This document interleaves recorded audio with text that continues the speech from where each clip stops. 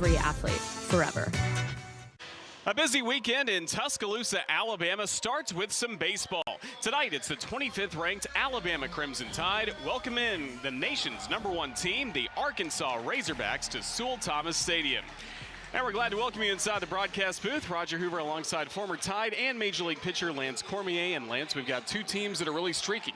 Arkansas has won 10 in a row. Meanwhile, the Crimson Tide trying to snap out of a 4-game losing skid. Yeah, and they feel really comfortable when they're at home. This is a team that plays a little bit better at home. But you're right, Arkansas is coming in, and it's one of the streakiest teams, but they're just streaky because they're that good. It's the best record they had in 32 ball games, 25 of 26, and like you just said, 10 in a row. So it's going to be a great matchup. Crimson Tide have been playing great so far this season here at Sewell-Thomas Stadium, 16-3 at home versus a 6-8 record on the road or in neutral site games. Yeah, and that's not just the record, it's the batting average. It's just overall baseball when it comes to the offense, defense, and pitching right there. You see the ERA is a lot better at home. Now, for the Arkansas Razorbacks, they will be sending not only their best to mound, but maybe one of the best in college baseball, Hagen Smith. Yeah, you always hear that, hey, defense travels. Well, guess what? Good pitching travels. And Arkansas, the #1 team, is bringing in, arguably one of the best pitchers in the country in Hagen Smith. It's a guy that's 18.9 strikeouts per 9 innings. That's unbelievable. And look at it. That's what he's doing. He's having fun playing college baseball. Razorbacks will try and get him some run support with Peyton Stovall leading it off. And don't forget about Nolan Souza batting 7th in the order. He's the reigning SEC Freshman of the Week. Yeah, the freshman's rolling in, and he's in a good spot, hitting in that 7 hole. It's 349. He's got 6 home runs, but he's dangerous in the bottom of the lineup. And so they get that production on the top from Stovall, Aloy. Those guys, they get to Souza, he drives them in. Friday night matchup in the SEC. It'll be Ben Hess taking the ball for the Crimson Tide as he makes his 9th start of the season. This is one of the best spots to be in. We talk about the accolades for Hagen Smith, and it's like, well, guess what? The scouts and everybody watches them. Guess what? They get to watch me as Ben Hess pitch. And so you got the explosive fastball up to 97, and the stuff is really good. The ERA at 6, it's really just been 1 bad inning per outing, and that's the tough thing. Can he stay away from that big inning? Ben Hess almost ready to go for the Crimson Tide. A gorgeous night for baseball in Tuscaloosa. Temperatures in the low 70s for the start of Alabama's 3rd SEC home series so far this year. Crimson Tide already with series wins against Tennessee and South Carolina in this ballpark, but on the road, you can see the home road difference as well there. Swept by both Georgia and last weekend Kentucky. Yeah, and if you're an Alabama fan, you're going, hey, look at the teams that have come into play. Tennessee, a top 5 program. South Carolina was in the top 20 this time. Now you got the #1 team. What more could you ask for at the Joe? Ready for baseball. Ben Hess against Peyton Stovall to begin this game. And away we go. Peyton Stovall hitting .377 for the Razorbacks. Had a 4-for-4 game on Wednesday against San Jose State.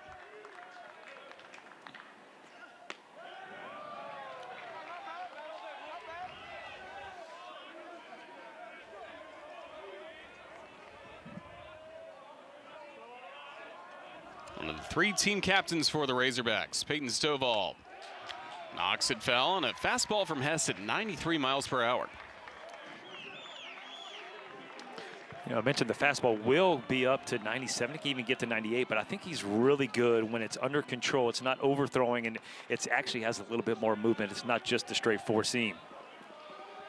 Head of Stovall, 1-2. Stovall sticks around and a ball and 2 strikes to lead off this game for the Razorbacks.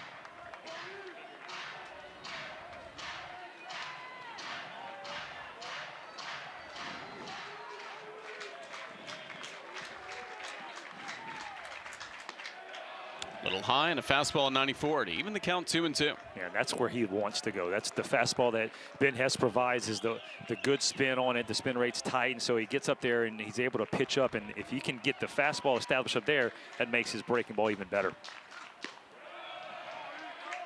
Oh, full count to Peyton Stovall.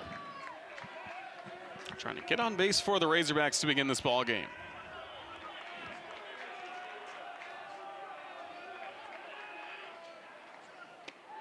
Ben Hess starts the game with a strikeout. You get the 3-2, you get what you can expect, right? The old #1 is just 93. I mean, that's challenge. That's what Ben Hess needs to do. You got to stay away from the bigger innings by walking guys and just trust your stuff. I mean, hitting is hard to do. when you have the stuff that he has, it's even harder. So 93 even down the middle on a guy that's hitting 377, still swings and misses. One gone for Vahiva Aloy. So ran inside and hit him. He's trying to sell late that he was hit by the pitch. Crimson Tide would love to say that it was off the bat. Conversation for Aloy with Jason Bradley, the home plate umpire. He's going to make him get back all dressed. He took all his gear off. Yeah, it looks like the bottom of the knob right there. Yeah. That ball 93, 94 miles an hour off your hand. It's not going to take that long to react off of it.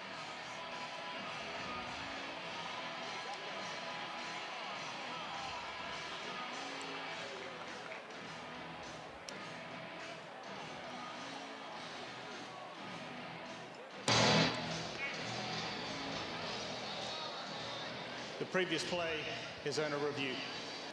Jason Bradley letting us know that that play is under review. Call on the field hit by a pitch. Rob Vaughn will come out of the Crimson Tide dugout to get some clarification as well.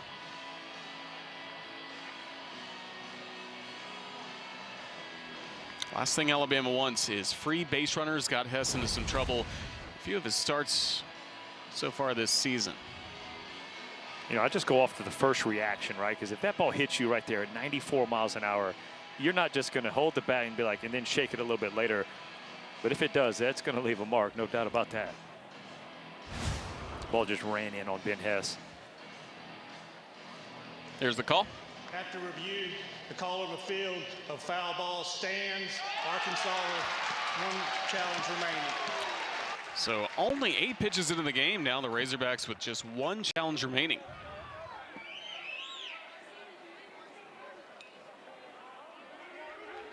No balls on the strike on Vahiva Aloy.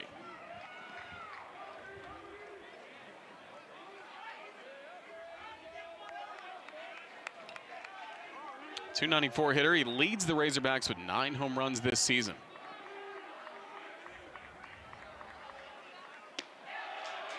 How about the shadows that Arkansas deal with right now? Yeah, and I love that pitch right there. Fastball in. So you just backed him off, you know, up and in, kind of moved his feet a little bit, and then you go another fastball in. I loved it.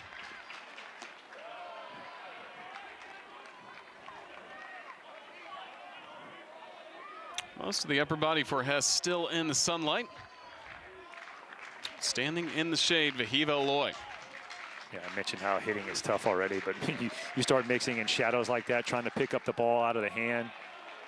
Those kind of thoughts bring you back to like you hear all of Milwaukee and Miller Park out there. Remember when Ben Sheets used to go out there in a day game? It was like if he was pitching a day game with his curveball, he was striking out at least 15.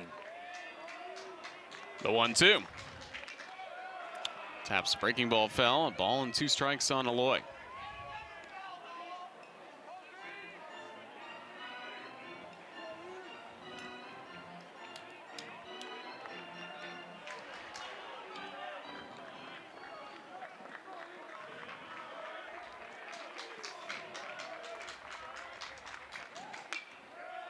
Fouled away again by Vahiva Aloy.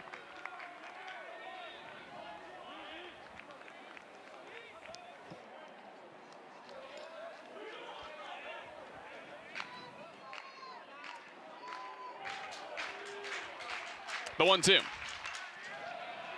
Another one fouled away, trying to drive up the pitch count as much as possible. 15th pitch coming up for Hess. Last time out, 5 1/3 innings against Kentucky. 4 walks, 9 strikeouts, ultimately gave up 5 runs. Most of the damage limited to 1 inning.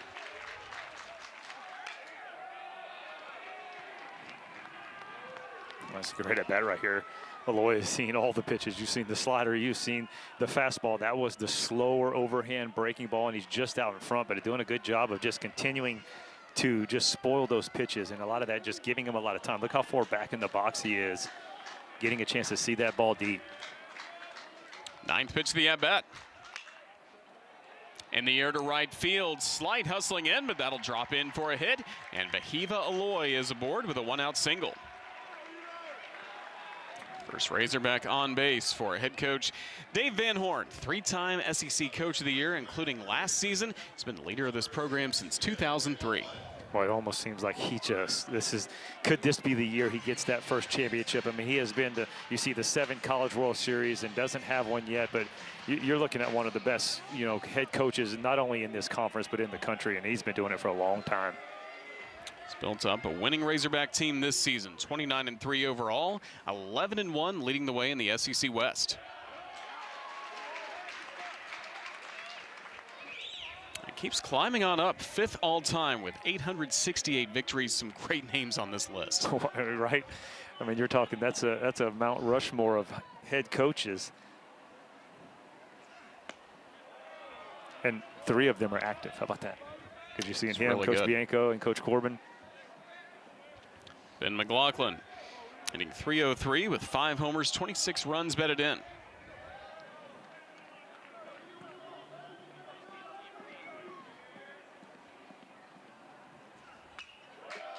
Hess gets in front of the ball and 2 strikes. Second on the Razorbacks with those 26 runs batted in, but he's also a really tough batter to strike out. Leads Arkansas with 29 walks.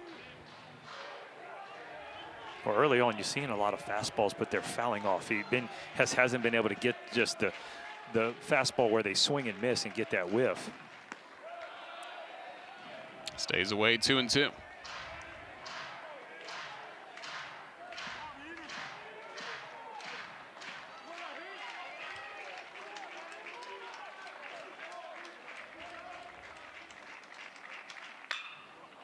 To straightaway center. TJ McCants hustling all the way back, and he can only watch. That one's gone. A 2-run homer for Ben McLaughlin. And the Razorbacks strike first, 2-0 in the top of the first.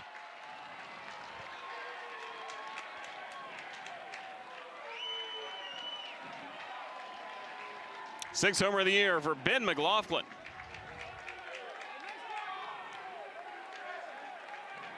Well, just in a good at-bat right there where he continues to get to the fastball and then just stays in on the ball, doesn't try to do too much, and shows you what kind of oppo pop, because off the bat, I just didn't know it had a shot. TJ McCants kind of looks up, and then all of a sudden you're like, wow, that ball is so far into the bullpen, and you see Ben Hess right here. I think he thought it didn't have enough too. He's like, well, how did that ball get hit that far? It just shows you what kind of pop McLaughlin has. So the early lead for Arkansas. Remember, they have Hagen Smith on the mound in the bottom of the first. Here's Jared Sprague-Lott taking inside. The cleanup batter hitting .296, 3 homers, and 14 runs batted in. Familiar with this ballpark, he played here last season against Alabama to start the year with Richmond.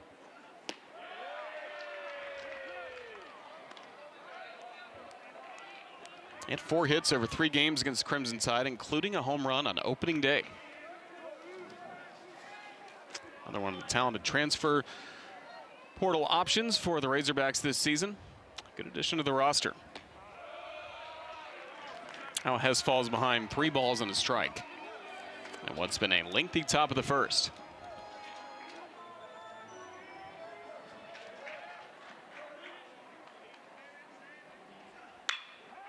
Drilled to left field. This one's well back and gone. Back-to-back homers for McLaughlin and Sprague-Lott. Arkansas 3-0.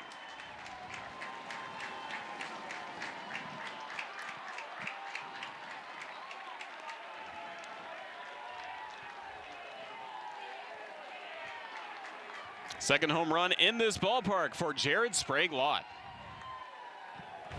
Well, Raj, when you get 3-1, this is the kind of hack you want to take. That's 92, and that's just right down the middle. So you fight. As a hitter, you put yourself in that big advantage count. That's what you're supposed to do. You got the head of the bat out, did exactly what he wanted, and he's got Arkansas up 3-0. Ben Hess talking with Jason Jackson, the associate head coach, pitching coach for the Crimson Tide.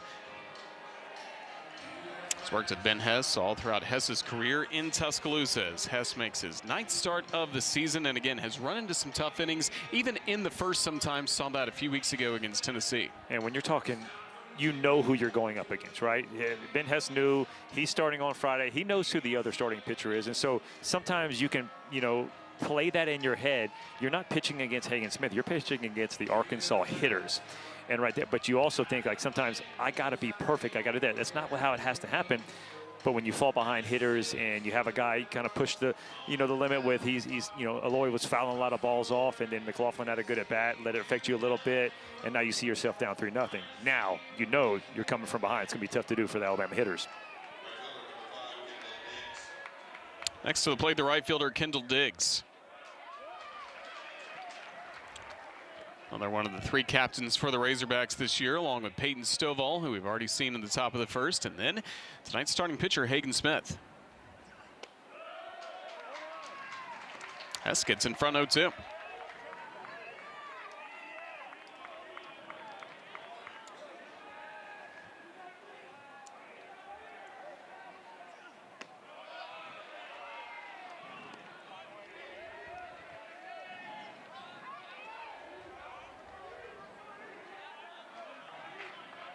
Overshift to the right side against Diggs, who's been hitting .284. Hess with the strikeout, his second of the ball game. Just a much better at bat right there. Roger going out there, just trusting the fastball, attacking in the strike zone, but not just in the strike zone. So there's difference in throwing strikes, and then there's command in the zone. And so we've seen the 2 home runs. Yeah, they're strikes, but they're in the middle part of the plate, mid-thigh. That right there against Diggs, the fastballs were down, much more competitive. Hudson White takes first pitch strike. Razorback catcher, junior out of Keller, Texas. To straightaway center field, TJ McCants is there. That'll close out the inning for Arkansas in the top of the first, but the Razorbacks striking first in this ball game. Ben McLaughlin, 2-run homer, followed by Jared Sprague-Lott with a solo shot to make it 3-0 Arkansas.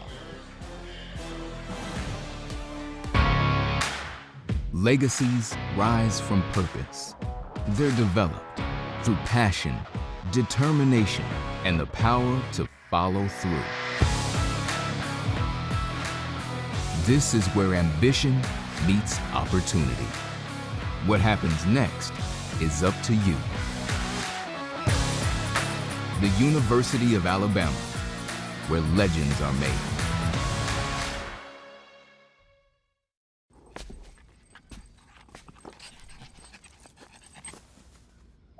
Why always the couch? Does he need to go to puppy school? Get his little puppy diploma? How much have I been spending on this little guy? When your questions about life turn into questions about money, there's Erica, the virtual financial assistant to help you spend, save, and plan smarter. Only from Bank of America. What would you like the power to do?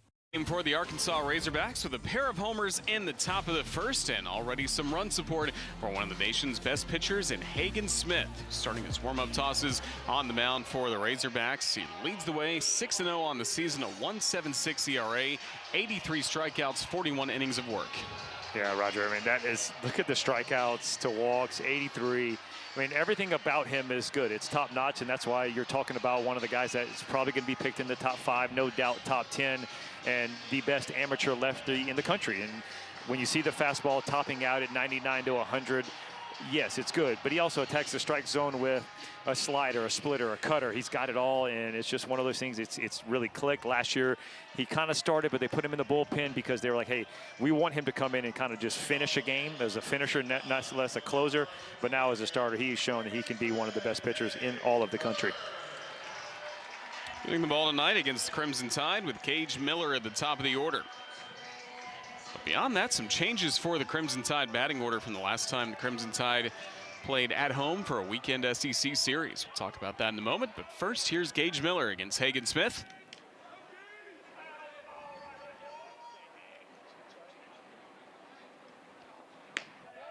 Just outside with a 96-mile-an-hour fastball. The Crimson Tide with Miller at the top of the order, moving things around a little bit after that, starting with the Impetruts sliding up to the number 2 spot. Yeah, when you see TJ McCants dropping a little bit, and I think he's maybe wanting to split some lefties up, but still, there's a lot of lefties in the order. That's something for Alabama. It's tough because they're a lefty-dominant lineup, and you see all those lefties against, again, we've already said how tough Hagen Smith is, but You know, LeBron moving into the third spot for the freshman. That's a big time for him.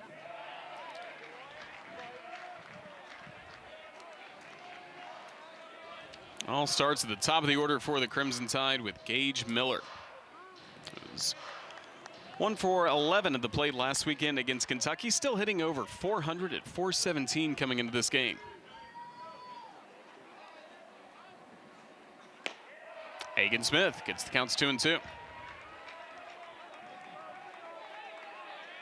Dialed up the fastball to 98. Yeah, that's just, hey, guess what? I got this one, and here you go. See if you can hit it. I mean, Gage Miller crushes fastballs, and that was 98 right down Broadway. Miller fights another fastball at 98 miles per hour foul.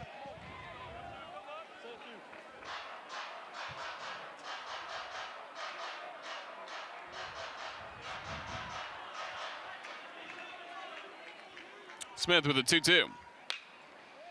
Poked in the air to center. There's Wilmsmeyer for the Razorbacks. Battling the sun, grabs the first out. Last weekend, the Crimson Tide swept on the road against Kentucky, a team that is dominating the SEC East. But Alabama were able to get some men on base, but couldn't get a base hit with runners in scoring position. Struggled as well with 2 out hitting. Just a really tough offensive weekend, and Kentucky really pitched well. That's the whole part of it. I think you look, yes, Alabama's bats were cold. You got to get the big hit when it matters. But sometimes you run across a team that's just playing well, and Kentucky did everything, all 3 facets of the game. They threw the ball well, they made the plays, and they got the hits when it mattered. Especially Dominic Nyman pitching well in the Saturday game. A complete game shutout, earning himself SEC Pitcher of the Week honors. Yeah, anytime you go up, then on Monday when the players and pitchers of the week come out and it was a game in a series against you, you know they had a pretty good series. So he was a tough lefty pitcher. Alabama facing another tough one tonight in Smith. Seeing Petrutz takes a strike, 0-2.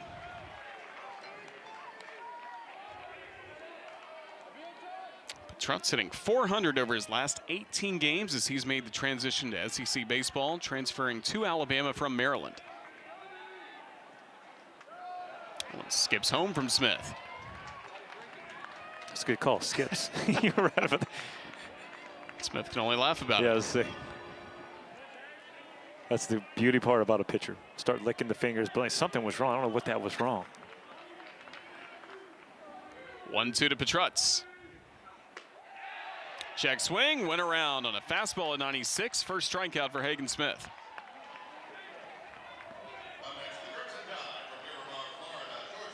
All the accolades for Hagen Smith for good reason. Tops in the nation, 18.2 strikeouts per 9 innings. Don't forget he had 17 strikeouts earlier this year against Oregon State at Globe Life Park.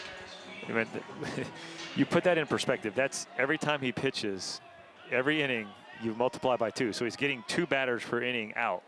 That's unbelievable. And so he's already behind that. You know, he's only got one of the 2 outs. He needs 1 more. Stay on his pace. Justin LeBron trying to extend the inning for Alabama. Waves and misses at that fastball on 96. LeBron moving up in the Crimson Tide batting order to the 3rd spot. He's hitting .327 as a freshman. 5 homers, 18 RBI.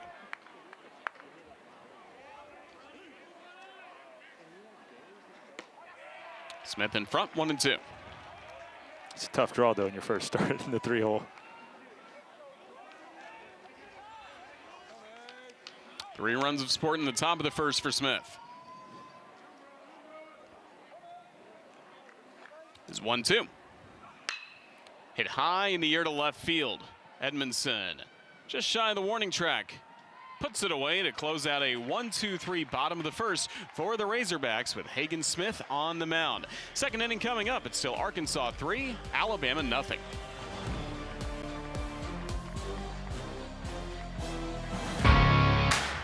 Legacies rise from purpose. They're developed through passion, determination, and the power to follow through. This is where ambition meets opportunity. What happens next is up to you. The University of Alabama, where legends are made. When's the last time I used that thing? When did it become a clothes rack? Did the clothes rack get more expensive? Spend, save, and plan smarter with Erica from Bank of America. Is you with me now? Then biggie bounce. I know you dig the way I switch my style. Holla, holla. People sing around. Now people gather round. Now people jump around. Get your freak on. Get your freak on. Get your freak on. Back in Tuscaloosa, the Razorbacks with a 3-0 lead against the Crimson Tide as we start the top of the second. And tonight, the ceremonial first pitch was thrown by the quarterback for the Alabama Crimson Tide football team, Jalen Milroe, who joins us now in the broadcast booth. And Jalen, great to see you. Congratulations on a successful first pitch. You didn't bounce the ball. Thank you very much. There's a lot of thoughts going through my head, but I wanted to make it as much easy as possible and make it accurate right there on the plate. So there's a lot of thoughts going through my mind, but I'm glad it went successfully. Well, you had a good catcher and rally quick, yeah, right? No doubt. Well, it's an exciting weekend here in Tuscaloosa. You got baseball in town, softball in town, but I know so many fans are here for football. The A-Day game is coming up. As spring practice comes to a close, how have you liked spring practice under new head coach Kalen DeBoer? Yeah, it's been great. It's been a great process for us to have the multiple practices that we had, and I can constantly just see the growth in our team. You know, just the biggest thing we try to do is just go 1-0 each and every day that we enter the building. Try to be a sponge for all information, because at the end of the day, we all want to be successful, and we all have shared success in each position group that we're in. So it's been great. It's been a great process for us, and all we have to do is trust the process, because to get to our long-term goals, we have to take place right now in our short-term goals. So I'm super excited for what the future holds. You a huge baseball fan?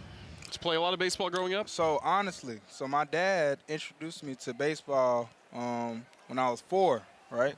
I played with him. I used to love it. We used to go to the park. Back in Katy, Texas, we used to go to the park, and we used to throw a baseball, you know, and I loved it. The best part was we was starting the dugout, and I was born in 29 Palm, California. So my pops, he would be like, from 29 Palm, California, Jalen Miller, I used to run out. I sprint out to the field. I ain't know what I was doing. I sprint out to the field, ready to go. Man, I was super excited. Then he would throw the pitch, I hit it, and then he'll chase me around the bases. So I played baseball when I was younger, but then I just branched off into football. So yeah. I think you made a good choice. Yeah. When did you know? When did you know that was going to be your sport? You're like, this baseball stuff. Get this out of here. I'm a football player. Yeah, because I'm not gonna lie. Like when I was a kid, I like to run around a lot, and I'm just like fast-paced, movements, and that came with basketball, football, and so that's when I just branched off into that. And then also, I had friends that played football, and I was just surrounded by football. So I didn't really have family members or friends that played baseball. So I was like, okay, let me do what my friends are doing. And so that's when I branched off and played football. That's some good friends. They pulled you in the right direction. Yeah. Well, tonight, the Crimson Tide taking on the Arkansas Razorbacks, and with you in the booth, it just makes me think back to that game on the road in Fayetteville. Bryce Young gets injured. You're pressed into action, helped Alabama win that football game. How meaningful was that ball game for you? Yeah, absolutely. That was my first time to play in the SEC and take on that QB1 role. And I got to applaud my support system around me, coaching staff, the 10 guys that are around me, Bryce Young.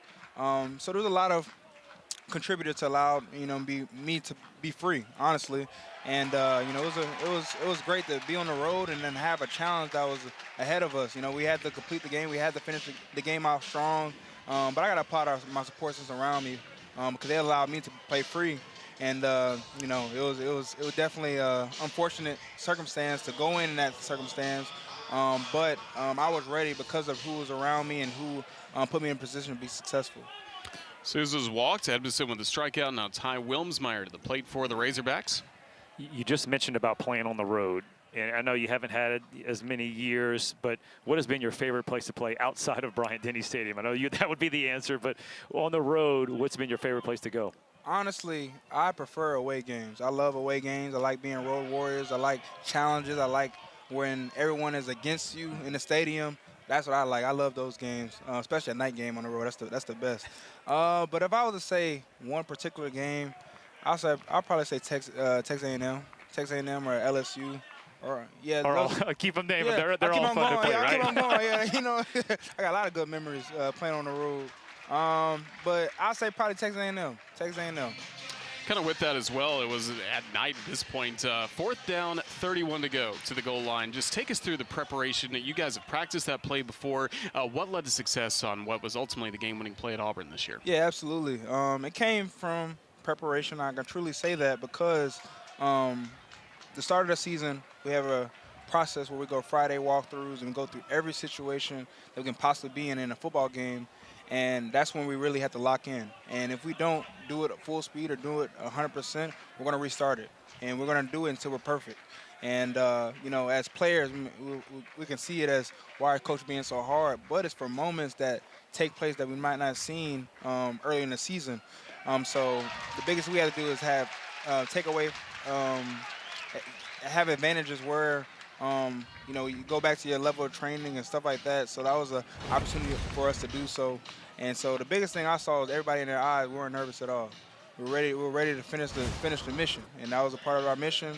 And you know, it was a great play. It was a great play. It really was. Wilmsmeyer strikes out, back-to-back strikeouts by Ben Hess. Now the top of the order back to the plate with Peyton Stovall for Arkansas. As we continue our visit with Crimson Tide football, starting quarterback Jalen Milroe. Huge transition this offseason. Coach Saban retiring. First of all, have you stayed in touch with Coach Saban over the last few weeks? Yeah, I seen Coach Saban. The last time I saw him was the Tennessee game at home, the basketball game, and I was able to talk to him quite a bit. He sat right next to me during the game, so I talked to him the whole game, and it was good to see him. It was good to see him, check in on him. He checked in on me, seeing how things were going. And that was a great opportunity for us to talk and engage. I'm actually going to see him tomorrow, so I'm super excited to see him tomorrow and check in with him some more. What's been the biggest difference, obviously, from Coach Saban to Coach DeBoer? I think the biggest transition is that it's just different. I think that's the biggest thing for all of us is just different. And when those times come, that's when you can really get flustered with thoughts and really lose focus to what the main goal is. The main goal is to be successful on and off the field. And that is something that the leaders within our program have done a really good job, is being effective leaders and showing them what is right, what is wrong, and continue to stay on path of what our short-term goals are and our long-term goals. But to speak specifically about what makes them different, you know, Coach DeBoer he's just personable. He does a really good job just engaging with the players. And then for me, he's offensive-minded. So that's been really great as a quarterback. But they share a lot of good things in common. You know, they all want us to be successful on and off the field. They always want to be better men and have that, you know, right mindset as we go on this journey, because playing football is a hard task.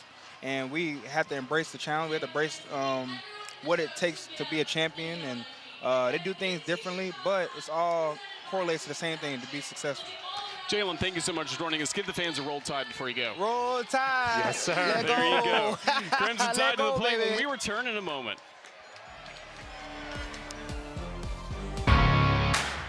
Legacies rise from purpose.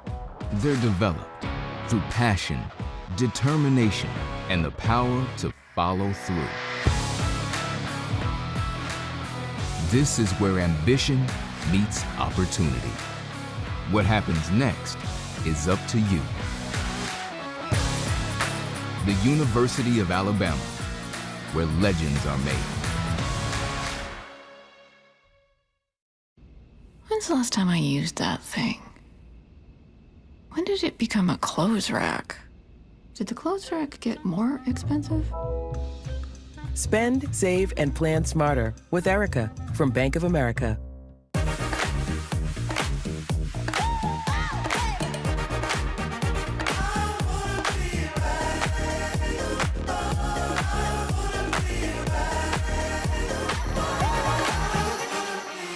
Arkansas with a 3-0 lead against Alabama as we get set for the bottom of the second here at a packed Sewell Thomas Stadium in Tuscaloosa. Great response from Ben Hess in the top of the inning. A walk to Nolan Souza, followed by 3 straight strikeouts. Let's keep this game right where it is. Now Hagen Smith back to work, facing the middle third of Alabama's order, starting with first baseman Will Hodo.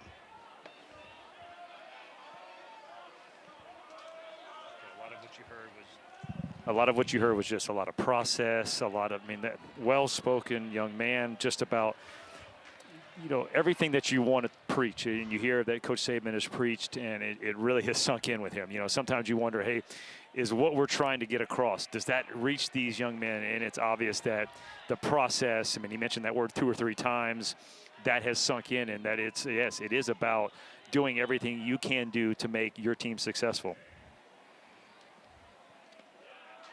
Skips that one into home plate. Now 2 balls and 2 strikes on the slider from Hagen Smith. 1 strikeout in the last inning against Ian Petrutz. Now the 2-2. Into the shift, and a great play by Ben McLaughlin.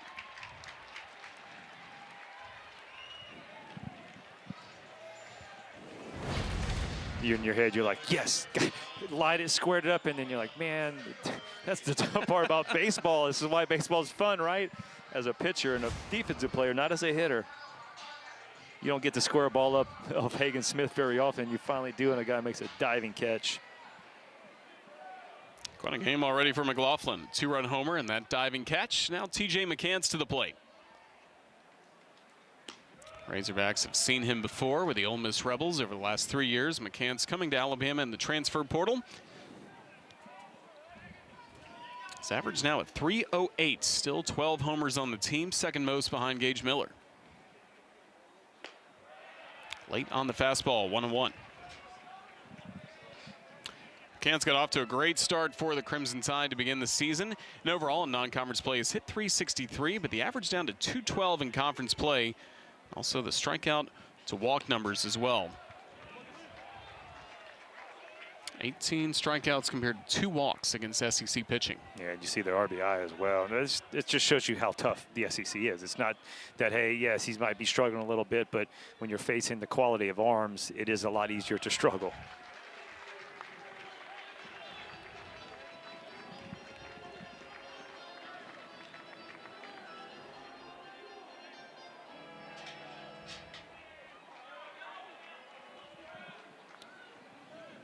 Behind in the count, 3-1. Now full count as McCants catches just a piece of that fastball. I mean, the stuff is so nasty. Even a 3-1 swing doesn't look comfortable.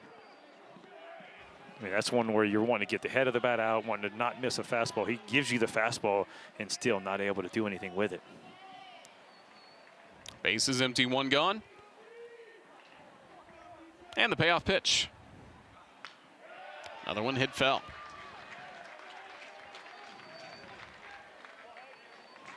I don't think he's meaning to tie him up inside, and he looks like he's trying to go away. So the ball's running back in. But after 2 fastballs right where they were, it's set up for a nice slider away. I don't know if he's going to do that 3-2, though. Got him swinging. Went to the slider. That's the 2nd strikeout for Hagen Smith. Well, I just set it up perfectly with just the fastballs in, and right there, nice job. Hagen Smith, he's moving up over David Walling, and sorry, Mr. Nick Schmidt, that is going down, and it might go down faster than you think. A couple starts, he'll be there. 3rd all-time now in Arkansas history, Hagen Smith. 2 gone, no one on base for Mason Swinney. Crimson Tide DH in this ball game. And really just trying to get another right-handed bat in the lineup against Hagen Smith. Yeah, no doubt, and it's a tough, you know, left-on-left matchups are tough anyway, but when you're facing the toughest lefty in the country, that makes it really tough. And he's on that side of the rubber already, so it does feel like that ball is coming behind the lefty's shoulder. And a shallow right, Stovall will give way to Diggs, and that'll close out the inning. Another 1-2-3 frame from Hagen Smith. 3rd inning coming up, Arkansas with a 3-0 lead.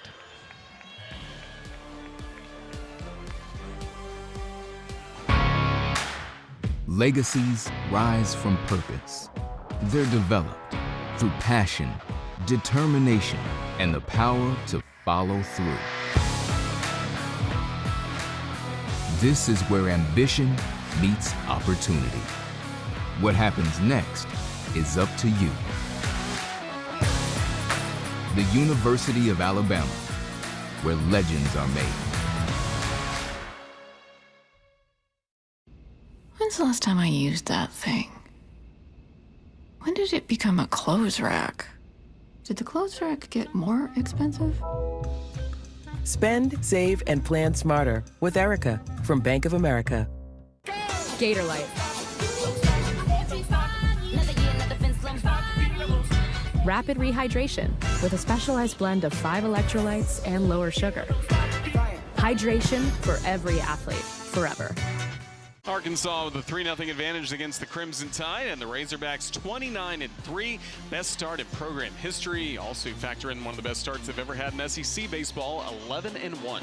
Yeah, it's crazy that as good as Arkansas has been in the last 7 years, you know, since Dave Van Horn's really been there, the fact that that's their best start, they are absolutely rolling.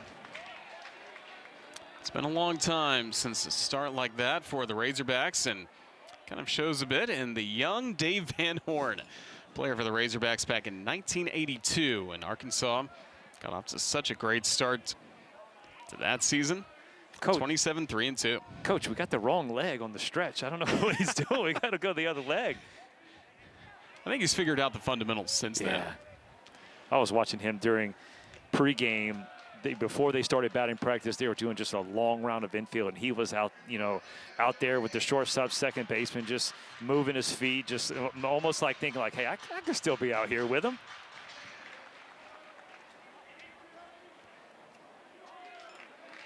Ben Hess, 3 strikeouts in a row to close out the second and make that 4 strikeouts in a row. He is dialed in for the Crimson Tide.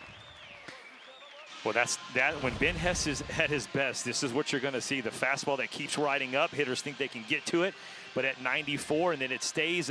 Like you're like, okay, that's belt high. I think I can get to it. Nope, it's a little bit higher than the belt. Not able to get to it. And like you just mentioned, 4 punch outs in a row now. Well, last start against Kentucky, he had 5 strikeouts in a row. Perfect 1, 2, 3, third, striking out the side in order, then struck out the first 2 batters of the 4th inning. It's almost like once those back-to-back home runs are hit, it's like instant attack mode, right? Because now he's going, okay, you're thinking I might have to be perfect to beat a Hagen Smith on the mound. Well, you give up a couple runs. Now that kind of takes the pressure off of you a little bit, and he has been in much more of attack mode, and almost like he's gotten fired up and, you know, just inside, and you kind of see the facial expressions as well. And so sometimes that's what you got to do to yourself before that game happens. 2-0 to McLaughlin. Had a 2-run bomb to straightaway center field to give the Razorbacks a 2-0 lead in the first. 6 homer this season, 3rd in SEC play for the senior out of Golden, Colorado.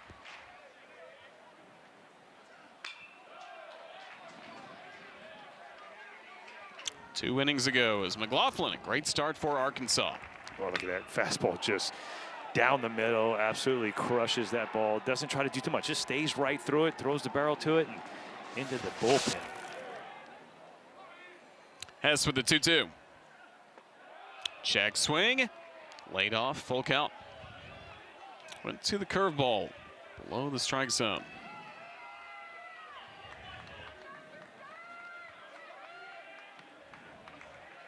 Payoff pitch. Hit high into right field. Slight is there for the second out.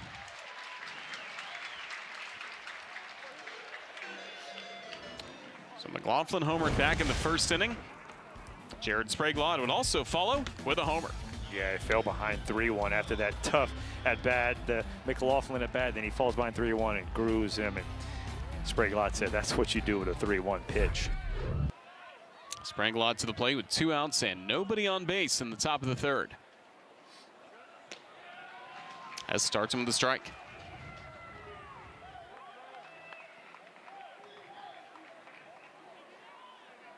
Last year's second team All A-10 for the Richmond Spiders at .314. Led the way with 13 homers. And he's hit by a pitch to extend this top of the 3rd. Fastball at 93. Roger, all I can say on that one is that's ouch, right above the elbow. He wears it like a man, though.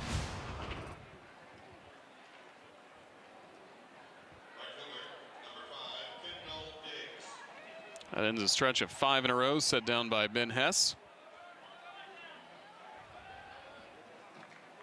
Kendall Diggs, the right fielder, steps in with 2 outs.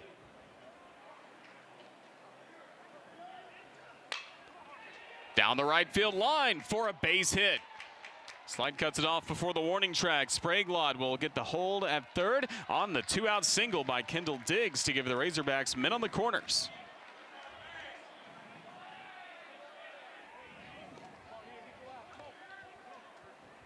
I really like that approach by Diggs. After, you know, a positive of the hit by pitch, so then Ben Hess in his head is like, okay, got to get ahead now, jump on that first pitch fastball, keeps this inning going with 2 outs. Labored in the first inning with those 32 pitches. Got the first 2 outs in this frame before hitting Spraglod. Then the single by Diggs brings up Hudson White, Arkansas catcher. First pitch into the gap in right center for a base hit. Arkansas adds to its lead as Spraglod scores. Diggs to third on the RBI single by Hudson White. That makes it 4-0 Arkansas.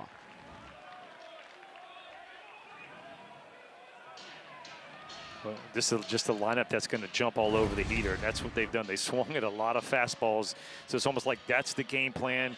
He throws the fastball, jump all over it, and that's what you're seeing, back-to-back hits.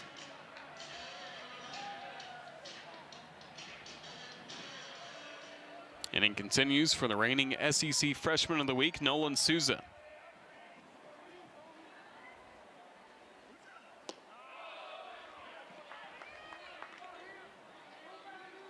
Souza walked his first time up.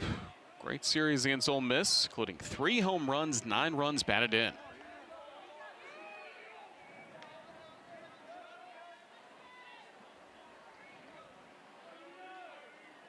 And on the corners with 2 outs.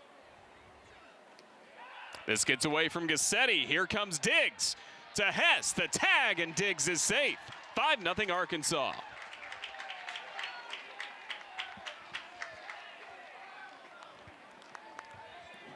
Yeah, Coach Vaughn's going to come out here because watch, Gassetti blocks the ball. We didn't see it right here, but as he goes to get it, he hits Souza almost like gets in his way. And I don't think it was intentional, but he's backing up. You see he's backing up, not knowing where the ball is.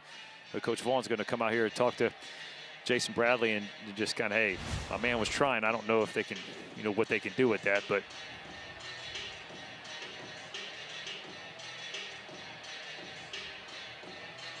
now the umpires will talk to about this play at the moment. Razorbacks have scored to make it 5-0.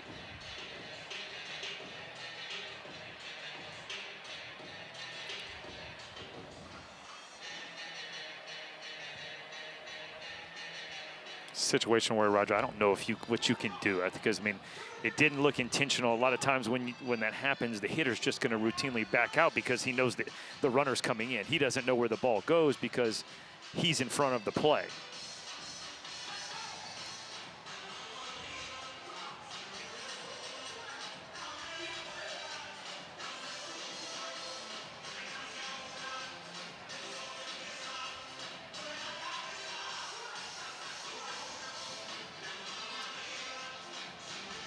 Umpires break up their meeting.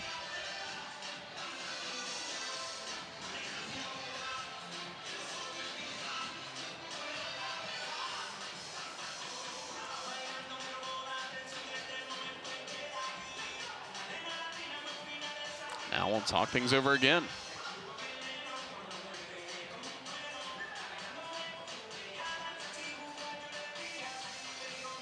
Coach Van Horn came out for a moment. Now he'll head back to the dugout as Rob Vaughn will get clarification from Jason Bradley.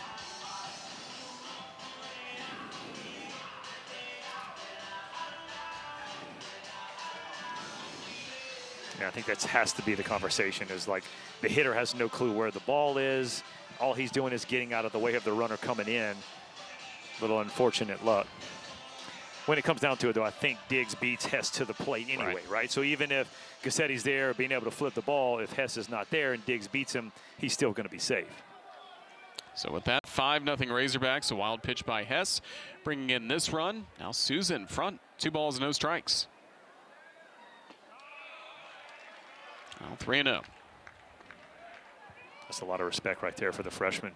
2-0 slider down.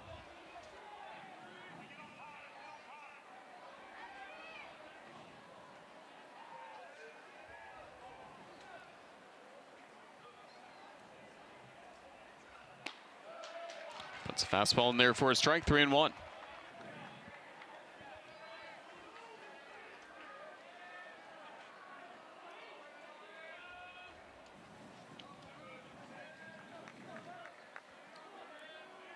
White at first with 2 gone. Hess works to do a full count. That 2-0 slider actually got in his head a little bit right there. Goes 3-1, fastball, outer third. That's pretty much what you're wanting to swing at as a hitter, and he looked like he was looking dead red on the breaking ball.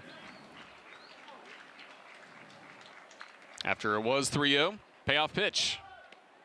Got him swinging, strike 3, and that'll close out the inning and limit the damage to 2 runs for the Razorbacks here in the top of the 3rd. But Arkansas has built up a 5-0 lead. Yeah, he put himself in a little bind, but comes back out, little backup slider, but still works just enough. 5-0 Hogs.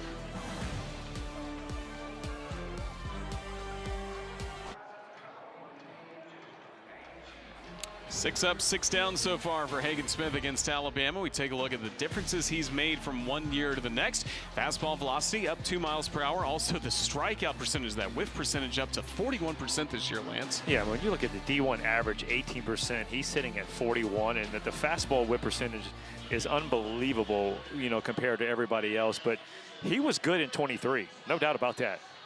He's been really good and even better in 2024. Look at that. Almost, you said it is almost up 3 if you really think about it. We're going to give it a little round up. 95.6. We'll go to 96. Evan Slight, first batter he faces for the Crimson Tide. Slight has been batting in the cleanup spot for Alabama. Slides down tonight to number 7 in the order.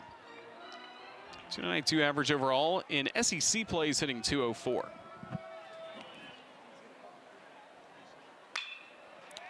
Skied high into left. Edmondson is there. Loses his cap, but he gains the baseball.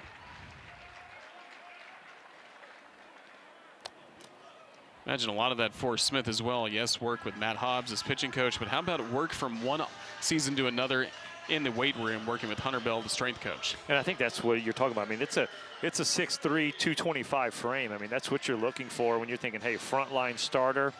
I mean, a guy that's body can hold up, withstand 30, 32 or 3 starts. When you look at, how many starts you would get in the big leagues, I mean, you're not picking somebody in the top 10 and thinking he won't be a number 1 or number 2 future in the big leagues.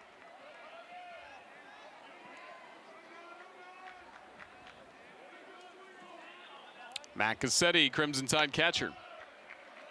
Gets in front, 2 balls, no strikes. Second year for Cassetti with the Crimson Tide after starting his collegiate career at Florida.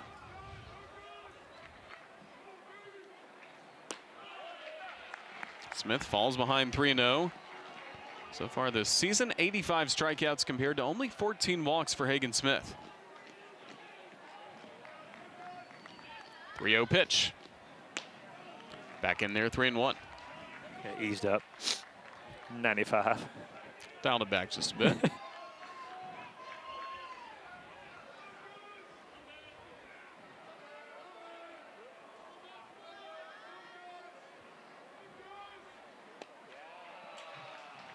Oh, full count, 3-2.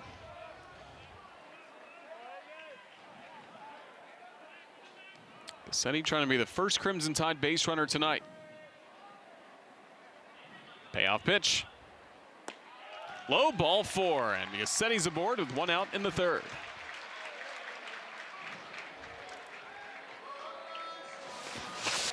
A lot of buzz, of course, around Hagen Smith as he comes in at number 30.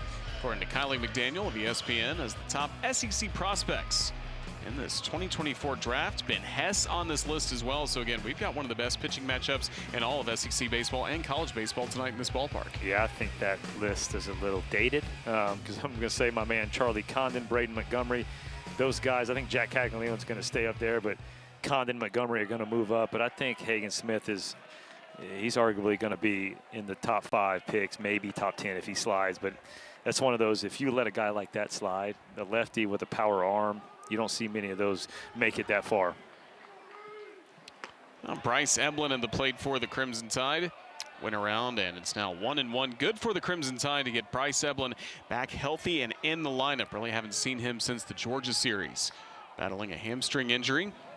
He's been off to a great start this year, hitting .365. Unfortunately, he's had to battle a lot of injuries during his Alabama career that's now in its 4th season. Yeah, that's the biggest thing for Bryce Eblin. Good player, gives a lot of flexibility to the staff. Skies it high down the right field line. Long chase for Stovall. Under it, can't make the grab. Late break for Gassetti. The throw to second for the out. So that one is aboard, but now there are 2 gone. Yeah, there's nothing much you can do as a runner. You got to, you hear go halfway. You can't obviously go halfway, but you still got to get off the bag a little bit. And I thought Gassetti maybe a little bit more. See, I think he thinks it's going foul. That wind just blowing straight back in, blows that ball back in. Big pickup by Aloy too. I mean, that ball rose up. His glove. That's he's safe. I don't know if that had been a hit or not, but they're calling that was a force out. So fielder's choice to second base. First pitch swinging for Gage Miller to straightaway center field. Wilmsmeyer all the way back, but he'll make the grab at the wall, and that'll close out the inning. Smith gives up some base runners, but still 3 scoreless innings against Alabama here in Tuscaloosa.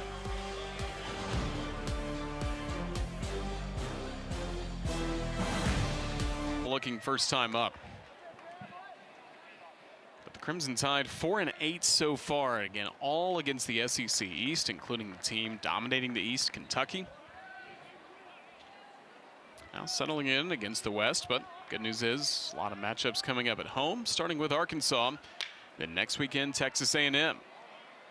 LeBron will throw out Edmondson to begin this top of the 4th.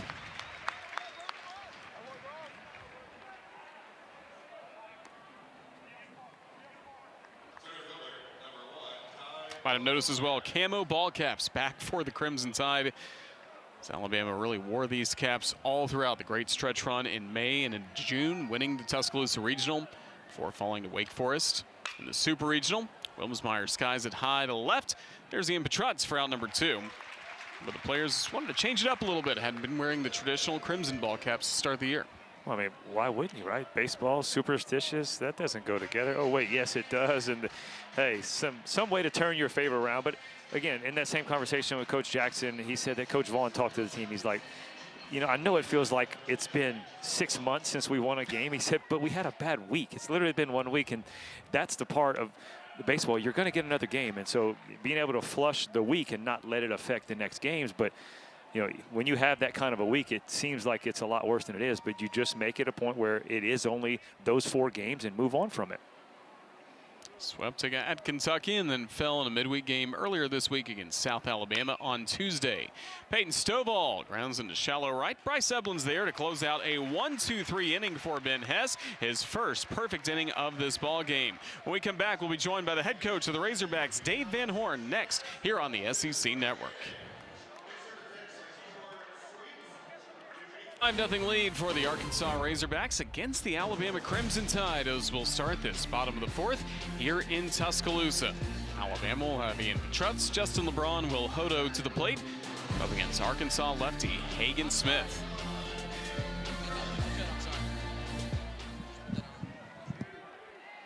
Petrutz first to the plate here in the 4th. Yeah, gotcha. Now Roger and Lance from the press box joined down in the Arkansas dugout by the head coach of the Razorbacks, Dave Van Horn. And Coach, thank you for joining us. How good was it to get some early run support on the back-to-back homers in the first by McLaughlin and Spraglott? Well, it's always good to score early and score first, but we know Husky's got great stuff. I know he struck us out like 5 times in a row there. Maybe it's first and second inning towards the end. So anytime you score over a guy like that, it's big for us. Well, Coach, we know the accolades, everything about Hagen Smith, but what are the feelings that you get being able to write his name down on the lineup card every Friday night and getting to witness just the season he's having? Yeah, it is a good feeling. It's knowing that you're going to get a guy that has a lot of talent, but he really, really competes, and he gives you everything he's got. He works extremely hard. Coach, thank you for joining us. We'll let you get back to work. Okay, thank you.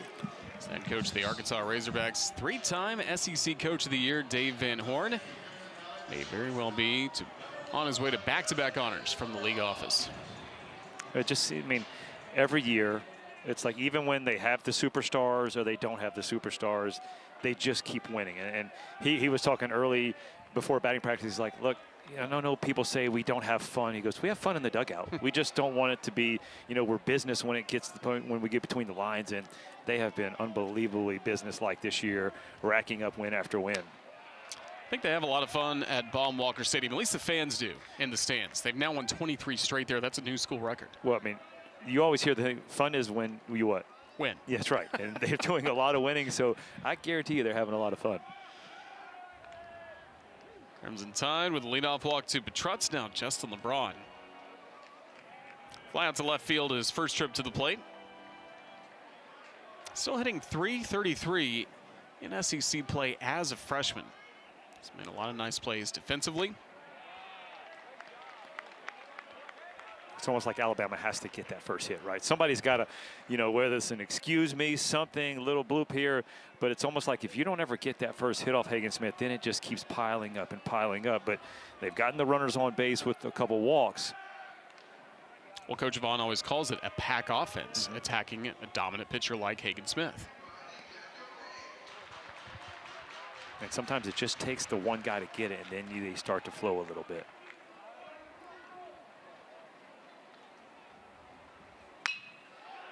In the air to right field, there's Diggs with a great catch.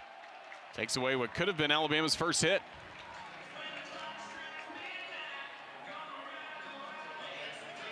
Roger, they had an opposite field shift, basically. I mean, look where Diggs is playing. That ball normally would be like, hey, the right fielder has to go to his left glove side. Diggs was hugging the line, so when the moment he hit that, I thought that's a, like you said, thought that would be the first knock for Alabama, but Diggs closes in, makes a nice play. One of the great veterans and one of the captains on this Arkansas team, Kendall Diggs. Will Hodo takes outside. He was robbed of a base hit on a great catch by Ben McLaughlin, the first baseman, his last trip to the plate.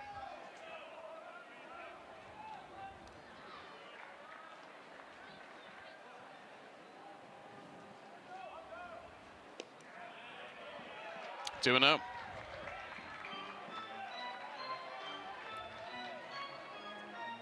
Smith, one of the captains of this team as well.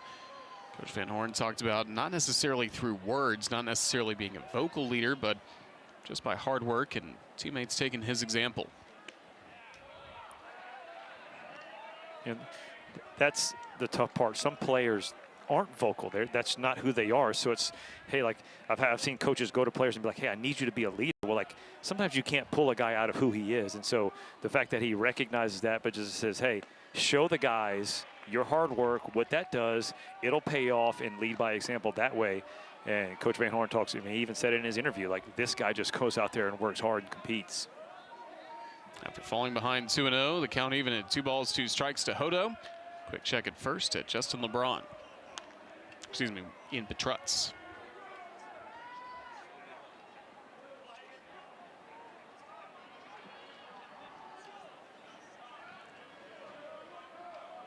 Two. Stayed away from the plate. Now full count to Hodo. Crimson Tide are starting to get to some 3-ball counts in the last few innings, and that's certainly something Rob Vaughn wanted to see. Well, that's what you got to be able to get him out of the game. If you just keep going up there attacking early, and it's tough because he gets hit, right? The average is like 430 something off of the first pitch. But if you go up there swinging first pitch and you get out, then all of a sudden he's going to roll through, 4 innings, 5 innings, and his pitch count's going to be at 50. Third strikeout for Smith. Oh, just a fastball again. Tough angle. Ties the hands up right there. Will Hodo, 95 out of the hand.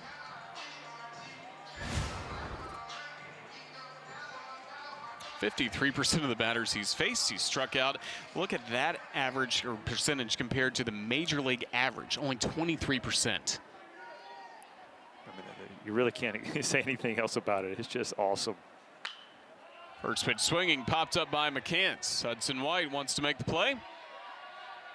And he will. That'll close out the inning. A leadoff walk, and then 3 outs after that. When we come back to Tuscaloosa, we'll be talking with the head coach of the Crimson Tide, Rob Vaughn.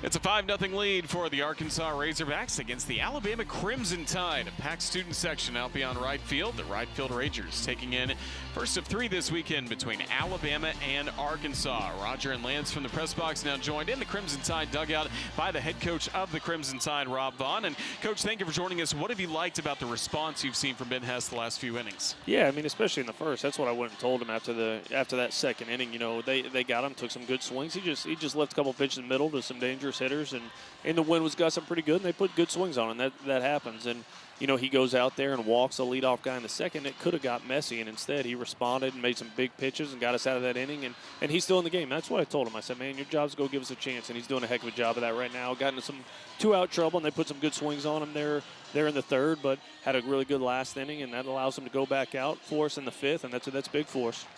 Well, Coach, what's the message on a guy like Hagen Smith, especially now, right? He's 4 innings, he's got no hits. Like, what's the message to the hitters? Yeah, I mean, just the same. You just got to keep plugging. You know, we've had a couple decent at-bats there. You know, I thought Brownie had a really good swing there on a line out.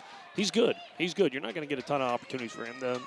The beauty of Hagen Smith, man, is he doesn't miss middle much. You know, even he gets to advantage counts. It's 98, but it's also sinking and it's to the corners, and that's why he is who he is. And we just got to keep grinding out at bats. That's what it's really all about here. You know, you're not guaranteed anything in this game, but the boys are playing hard, and that's what I challenge them to do. That does not guarantee you success, but what it does guarantee you is a fighting chance, and they're fighting. So I like where we're at right now, and obviously we got to battle back. We're in a little bit of a hole here, and you know, from the outside, as long as we don't put pressure on ourselves and we just keep playing our brand of baseball, hopefully we look up here in about the 6th or 7th and have a chance here. Coach, thank you for joining us. Thanks, guys. Roll Tide. That's the head coach of the Crimson Tide, Rob Vaughn, his first season leading Alabama. And he's got Ben Hess now with the count 2-2 on Aloy. I like how he said that. Just keep your head down, and that's the part is it's hard, right? Because you can't scoreboard watch, you can't look at it. You just got to take every at bat, and he's right. They started to put some at bats together. You've seen a walk to Gassetti. The other Petretz got on with a walk too. So they're getting a couple guys on base, and it's just going to take. It could be one big inning, because that's usually what happens on a guy like that. You might be able to get to him in one inning. The chances you get consistent production the whole game off of a guy that's good is very tough. Breaking ball fouled away by Aloy, who has had a single and a strikeout so far in this game.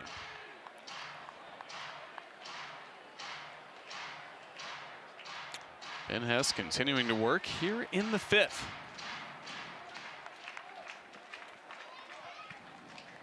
Payoff pitch. Just outside ball 4, and a leadoff walk to Aloy begins the Razorback 5th.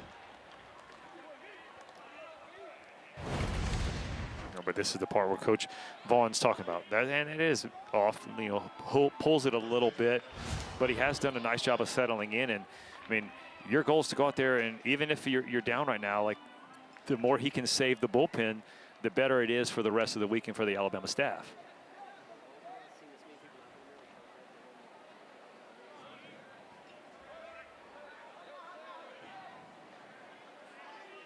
Ben McLaughlin, who did 2-run homer back in the first, started the Razorback scoring.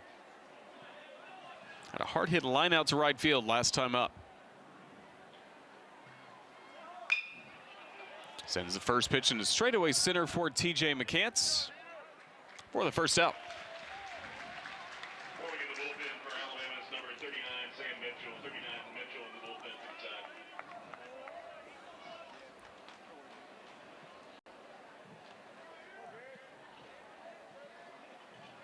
Jared Spraglott next to the plate. Cleanup batter for the Razorbacks, also homered in the first. Last time up was hit by a pitch. That started Arkansas getting 2 runs and 2 outs in the 3rd.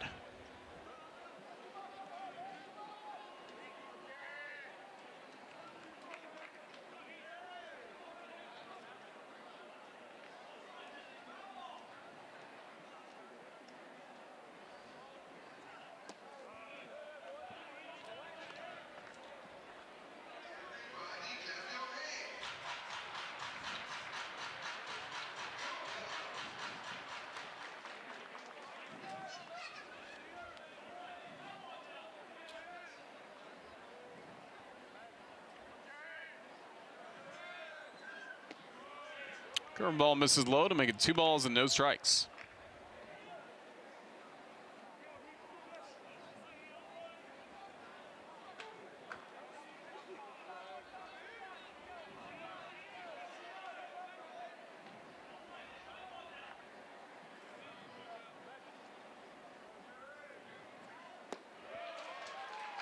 Hess continues to work below the strike zone. Yeah, staying with a lot of off-speed pitches, just trying to, you know, speed the bat up, and then all of a sudden go out there and, yeah, obviously that's where you want to be, though. You want to be down. It's a big swing by Sprague-Lott to knock the helmet off.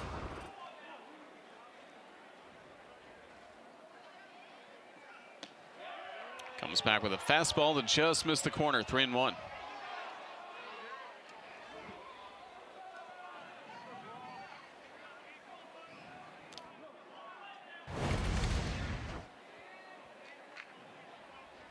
Well, that's close. Runner at first, 1 out. Back to the fastball for strike 2.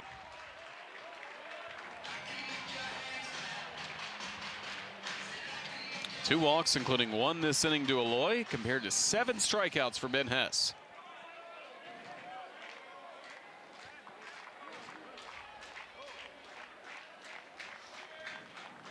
Payoff pitch. Breaking ball missed high, and that's the 2nd walk of the inning.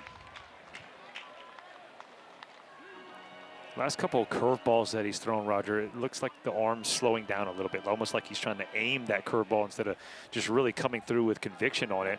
He threw some really good ones. I mean, he does a mixture of the slider and the curveball. The curveballs, and you can see right there, he showed it in his hands like, hey, I got to get that ball out front a little bit more. And a lot of times when you baby the throw, your arm speed is a little bit slower. You're not going to get out in front of it. Jason Jackson out to the mound. That was the 90th pitch for Hess. Sam Mitchell has been warming up in the Crimson Tide bullpen, a right-hander. See if he'll get the call. As Hess has worked into this top of the 5th with 1 out.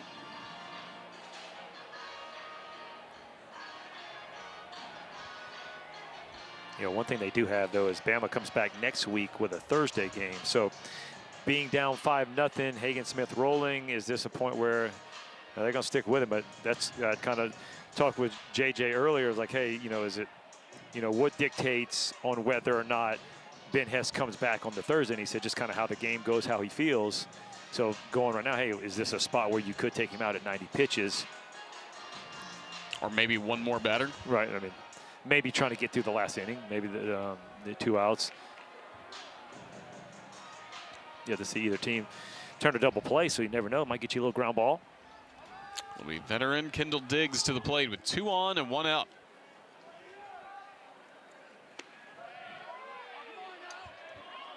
As just misses for ball 1, of course, for Hess. His season came to a close last year in Fayetteville. Was pitching really well against Arkansas. 4 innings, only allowed a run on 2 hits. Ultimately shut down on March 31st a year ago. Did not pitch again for the Crimson Tide, and also didn't pitch a lot in the fall or even in the preseason for the Crimson Tide, as he's still working his way back. And I think that's another thing, too, is trying to get innings after innings after innings. And that's the tough thing, is because even in high school, I think he dealt with something he didn't throw a lot of times. So you're talking about a guy with great stuff, but just overall, there's just still some rawness in there. You know, it just hasn't been on the mound as much as, okay, hey, yes, he's a junior that took the ball every single weekend. Well, that hasn't happened. And so, you know, when it comes to the amount of starts, he's still in that kind of early sophomore year. His freshman year was slowed by an offseason injury as well. Didn't start pitching until March of that year. Ripped to first. Hodo's there. He slides, and safe is the call by first base umpire Michael Banks. Alabama coming close to an unassisted double play turned by first baseman Will Hodo. Gonna have an official replay review coming up in a moment.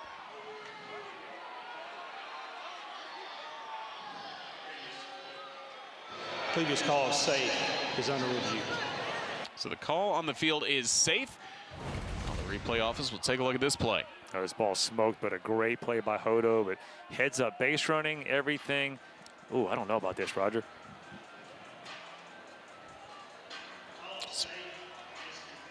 Yeah. So the call is safe, confirmed. Sprague-Lott did look like just got the hand in there. Yeah, just a great play all around, both the defender and the base runner, and that's hard to do. When you're talking ball smoked that hard, you're thinking, hey, I'm going to score from first, and the guy makes an outstanding catch.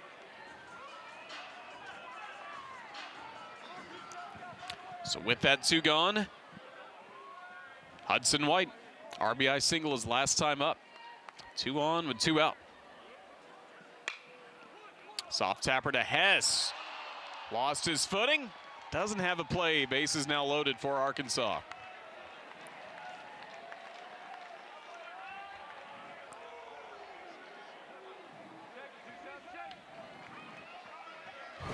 Boy, he cues this one up on that. Man, you see that English hits on that second bounce. It really, Ben Hess is trying to feel that ball and get his momentum going to first. They're going to call that an E1. But that ball hit the grass and shot all the way back toward the mound, and that's what ate him up. Loads the bases for a dangerous hitter for Arkansas. Hess trying to get through this 5th inning, but now the bases loaded for Nolan Souza. First pitch runs inside. Walk and a strikeout for Souza, the reigning SEC Freshman of the Week. 3 homers this past week. Great series against Ole Miss.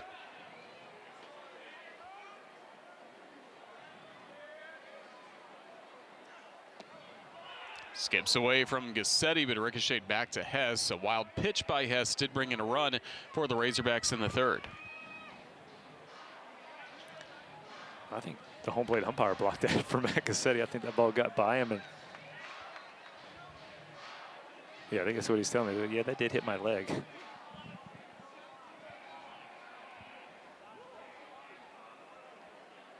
See the reaction from Coach Van Horn in the dugout.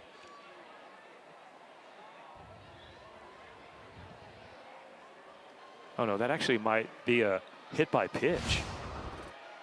I think that's what they're challenging. Arkansas has challenged a no hit by pitch. The previous play is under review. Second replay review asked for by the Razorbacks. First one was unsuccessful back in the 1st inning. I knew that ball came off pretty weird. Yeah. To me, I got to go by the player's reaction.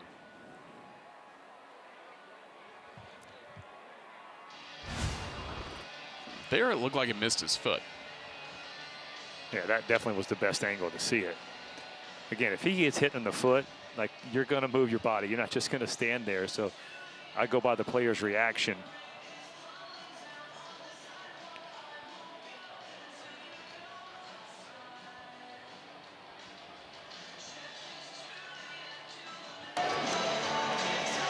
The previous play, it was determined that it did not hit the batter. We have a 2-0 count, and Arkansas is out of challenges. No challenges remain for Coach Van Horn and the Razorbacks the rest of the way. 5-0 lead, top of the 5th. Bases loaded, and the count 2 balls and no strikes to Nolan Souza.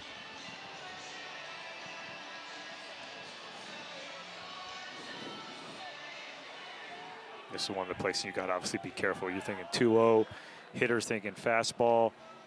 You can't nibble, but you also can't groove on. 2-1. He was thinking fastball. Ben Hess said, I'm not throwing it. And nice job right there to get ahead. Souza hitting .344, only a freshman. Coach Van Horn said, thought we'd get this maybe a year from now, but he is producing immediately for Arkansas. Runs inside 3-1, but just a tremendous athlete. All the tools are there. He has come back strong for the Razorbacks after an up-and-down fall. It just seems like they have the perfect mix, right? You have a couple young guys that are going to be future superstars, and they're led by guys that were in the same position 2 years ago that now superstars, like a Kendall Diggs, that, you know, who you just mentioned was the captain, and Hagen Smith. Like, they come in there as freshmen, and they're prospects and everything, and they play, but like they're not supposed, you know, they're not supposed to carry the team. So sitting Souza in the 7-hole is perfect. Play your game, be who you are, and oh, by the way, next year and the next year, we expect you to be that superstar. Bases loaded, payoff pitch, a swing and a miss, strike 3. Ben Hess with his 8th strikeout, and the Razorbacks strand the bases loaded, do not score here in the 5th. Boy, that's stepping up right there, knowing the fastball's coming, and he's got a hot hitter in Souza. Ben Hess rears back, just blows the heater by him.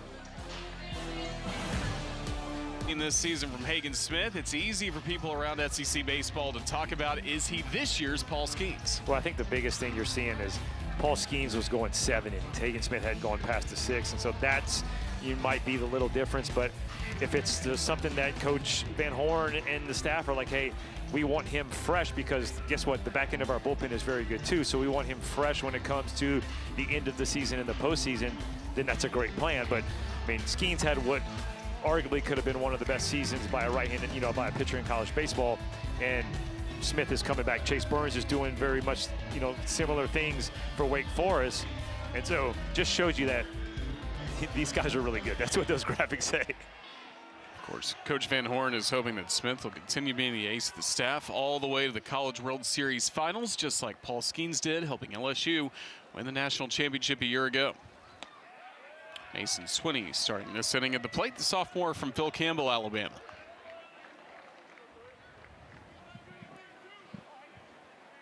Crimson Tide still looking for its first hit after 4 innings against Smith.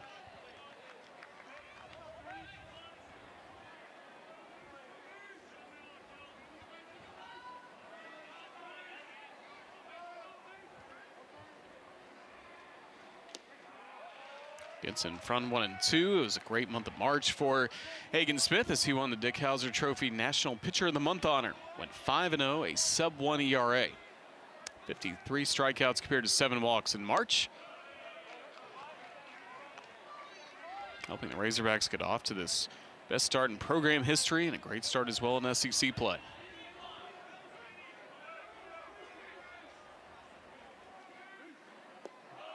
Full count.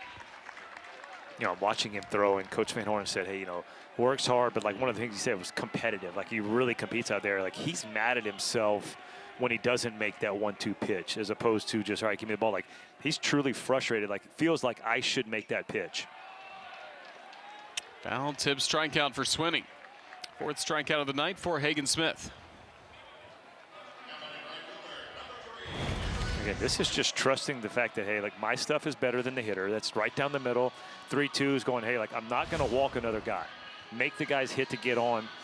And you see, I mentioned earlier, look at the fastball whiff rate. That's just crazy. Because hitters are sitting fastball. Right. They are prepared for that first. That's right? what you're supposed to be, right? You're supposed to, hey, I'm supposed to be on the fastball, adjust to anything else. Well, his slider is that good. Everything else is that good. So now they're thinking that that's probably what makes also the 98 to 99 fastball that he throws, especially to lefties. He's already on the left side of the rubber. It's a little whip action, so it feels like it's probably come from behind their shoulders. And so their first movement is wanting to get out. Probably getting a lot of swing and misses, especially against lefties. Another lefty at the plate, Evan Slight for the Crimson Tide. Mentioned earlier, he had a 17 strikeout game against Oregon State. The slider was such a good weapon for him in that ball game. 17 of the 18 total outs he recorded were strikeouts, but also 15 of his 17 strikeouts using the slider. There he goes to the fastball to get it 2-2. And let's, be honest, that Oregon State team was a top 5 ball club. Sure. So it's not like that he's, okay, it was a non-conference, 70. No, he did that in, I think it was Globe Life in the Texas Ranger Stadium. He did that in a big league park against a top 5 ball club. In the air to center, Wilmsmeyer is there for out number 2.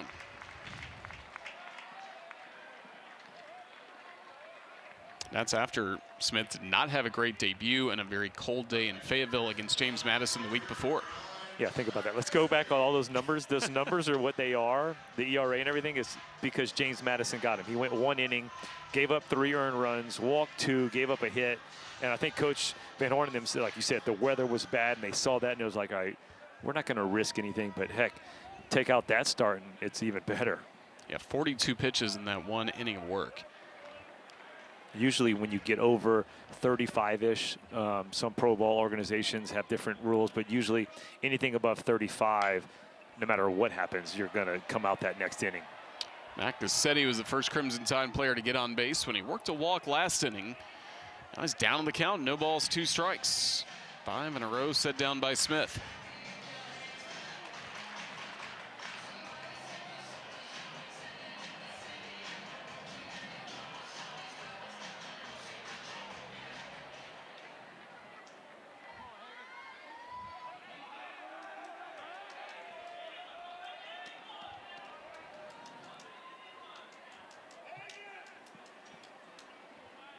The 0-2.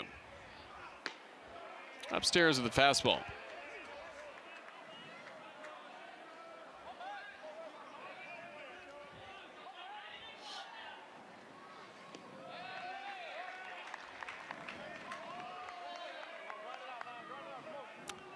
Said he's still looking for that first home run of the season for Alabama. Does have 18 runs batted in. Everyday catcher for the Crimson Tide. Full count. Yeah, I wonder if that's what's affecting the power, because he has been the everyday catcher, literally every day almost. And last year split a lot of time with Dominic Temez, and so the legs might have been a little bit more under him. Well, he's drawn 2 walks tonight against Hagen Smith.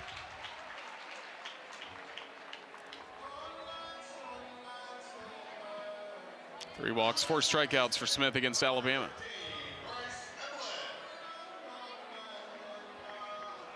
I mean, kind of going on what Coach Vaughn was saying is, I mean, you're already ahead of a good pace, right? You've only struck out 4 times in 4+ innings. They've had 2 or 3 balls to the track. Another ball by LeBron where Diggs dives and makes a play. So, like, they're getting closer there, but it's just trying to get through that first one. And I'm telling you, once one hit comes, I bet you're going to see multiple hits and then trying to get that run in. Bryce Emblin nearly had it his last time up. Ball that was just missed by Peyton Stovall down the right field line, ultimately ruled a fielder's choice. I really wonder what that would have been called if Gassetti would have been farther off and was able to beat that throw, because it didn't look like it hit Stovall. And trust, I mean, even if it did, an over-the-shoulder, catch running back to the outfield by a first baseman would have been tough to do anyway.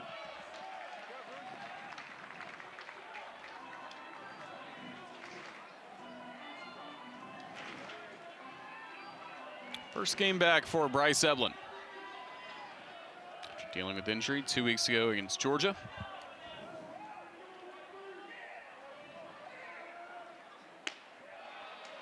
Two and two, the fastball dialed up to 94.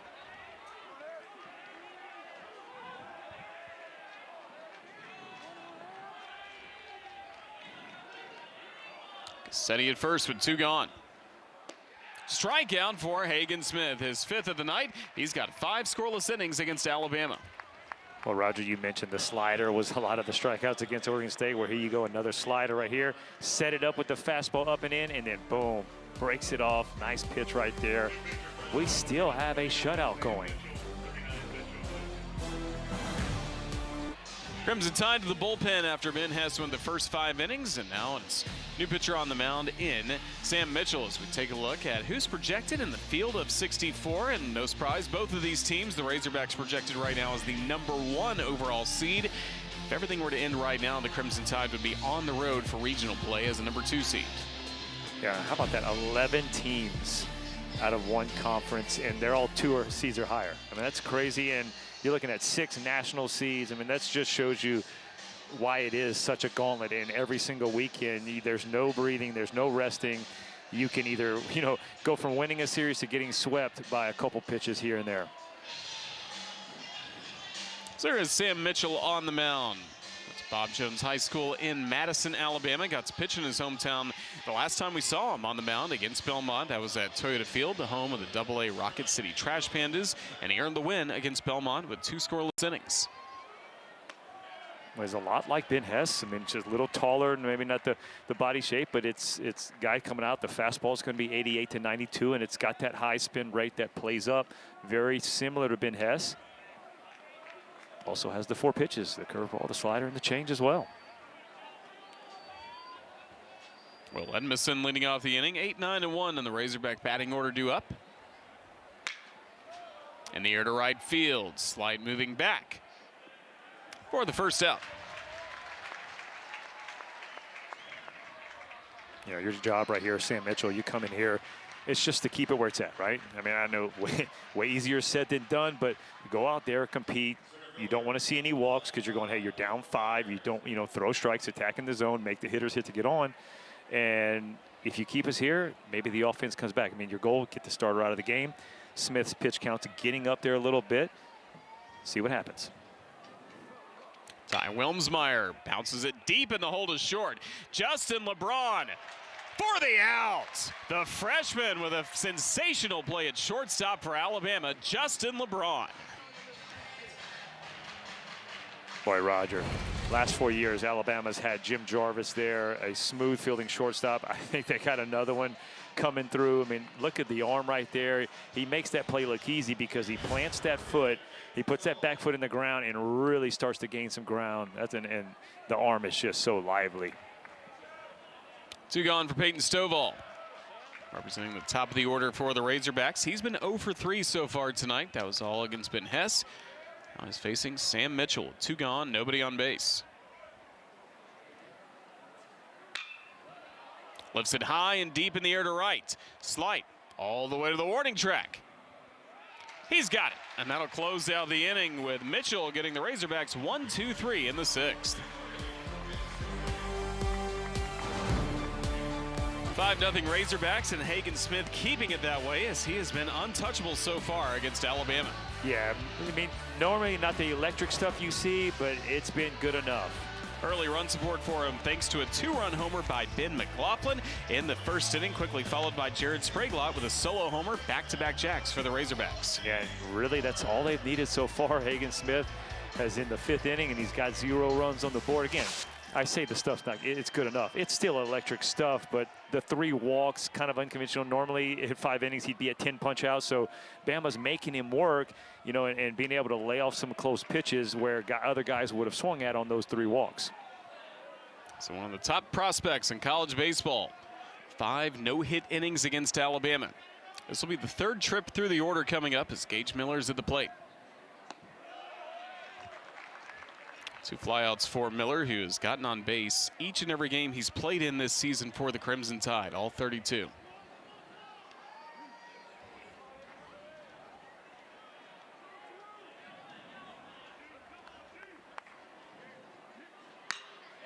To center field, leadoff single. Gage Miller is aboard with Alabama's first hit of the night against Hagen Smith. Wouldn't have thought it would have been anybody else, right? The guy that's been on base 32 straight, make that 33 straight. Gets to, hey, you put yourself in a 2-0 count. You're in an advantage count. Sit fastball. Gage Miller is a great fastball hitter. Nice job right there.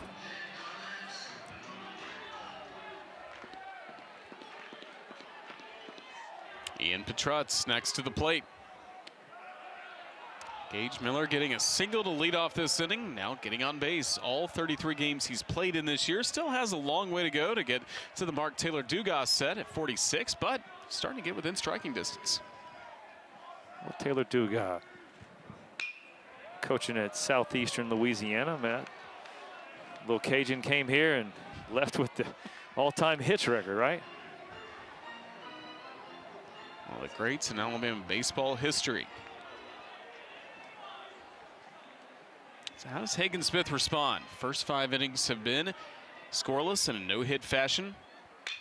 Petrutz chopping into second base. Stovall on to second. The throw to first goes wild from Aloy to McLaughlin. Petrutz will ultimately hang out at first base.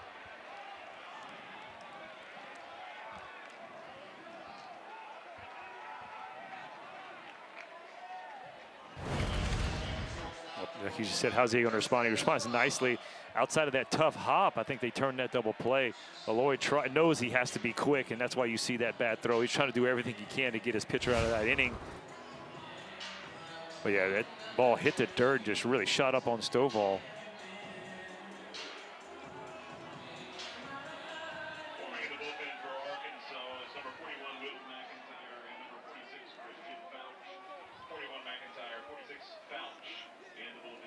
Justin LeBron, 3rd hitter in the order, Crimson Tide shortstop. Hit the ball hard twice to left field and to right field on flyouts.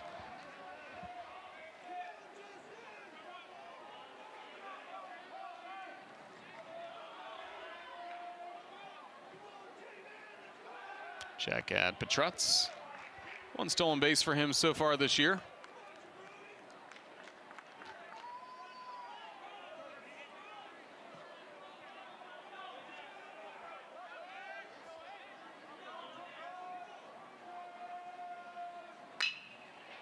Base hit to left field.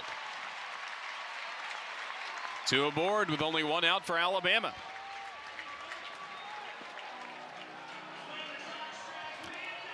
Double barrel action in the bullpen, a pair of right-handers. McIntyre and Fouch getting loose for the Razorbacks. Well, Roger, you mentioned it. Coach Vaughn talks about that pack offense, and it's, you know, hitting is contagious. That's the saying. It's there for a reason. It is, you know, and guys, when they see the guys have success in front, it builds a little confidence. And right now, that's what you're seeing with Alabama's offense. 2 on, only 1 out for Will Hodo.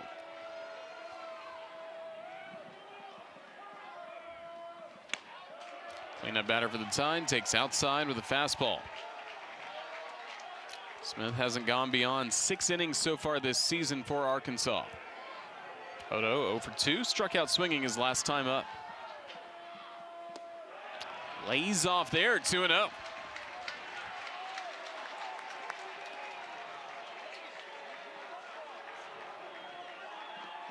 Five-run lead to protect for Smith.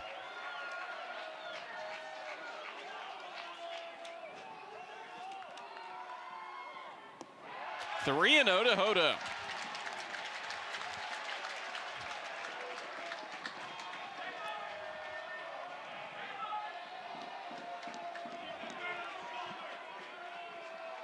Two hits allowed this inning. Seen 3 walks by Smith. Worked back in the strike zone with a fastball. You know, so I want to say it's not the exact stuff that you've seen. It's things like this. It's just not normal that he's falling behind and pitching behind like that. But the stuff is still that good, and that's why he has the shutout. So, you know, I think scouts want to see games like this where the stuff is not A+, but how do you battle? How do you battle that adversity when the fastball's not on the block always, or the slider doesn't have that same exact bite that you normally have? He's passing that test, by the way. It was 3-0, now a full count. So he gets the grip for this payoff pitch.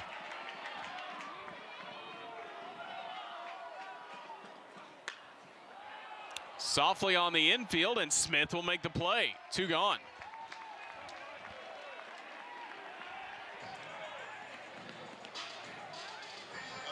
That's why Hagen Smith was last year a member of the All-SEC defensive team.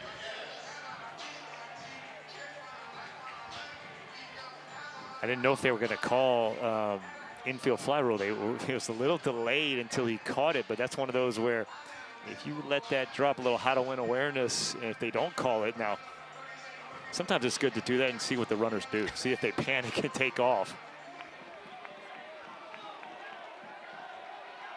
So 2 gone, TJ McCants. Takes high for ball 1. McCants 0 for 2 with a strikeout back in the second.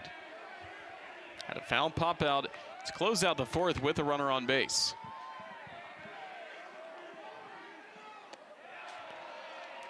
Alabama last weekend against Kentucky really struggled with men in scoring position, going 0 for 18 at the plate. So far in this game, just 0 for 1, but haven't had many chances against Smith.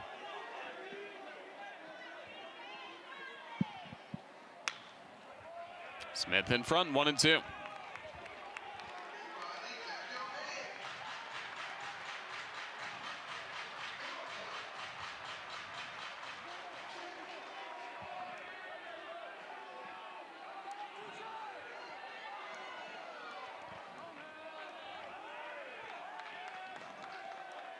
Smith trying to get through 6 scoreless innings. Count leaving to 2 balls and 2 strikes against McCants. Pitch count getting closer and closer to 100. Pair of right-handers ready in the bullpen. Crimson Tide trying to heat up. It was certainly cold at the plate last weekend in cold Lexington. Not a bad pitch, but 3-2. Smith thinks he's got this. He feels like the fastball is there. That's just down. Kind of bounces off the mound a little bit, and it's like, oh, go back up there. 2 on with 2 outs for Alabama. Payoff pitch. Got him swinging. Hagen Smith with 6 strikeouts against the Crimson Tide and 6 scoreless innings in Tuscaloosa. Boy, show some emotion right here. Smith with the slider, goes to it, 3-2. And he lets the Tide know.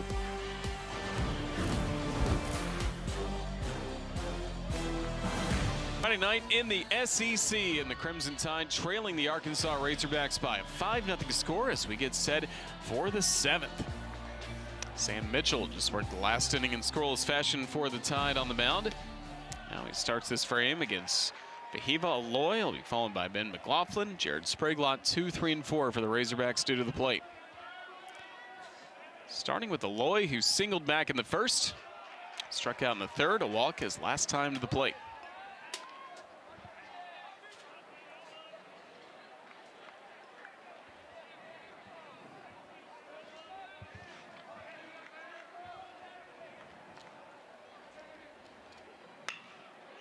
Back to Mitchell. Off balance, then the underhand toss for the out.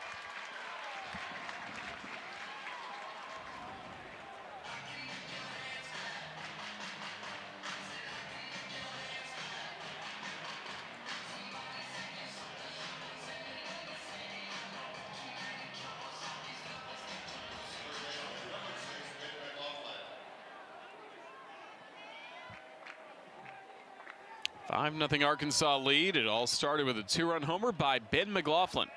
He's at the plate for the 4th time tonight. 1 for 3 overall in this ball game.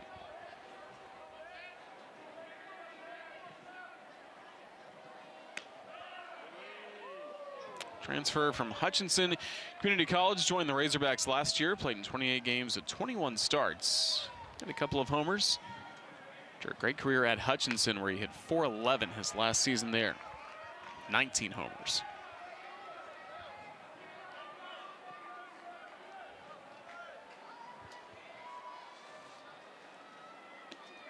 Four-pitch walk, a one-out base runner for Arkansas.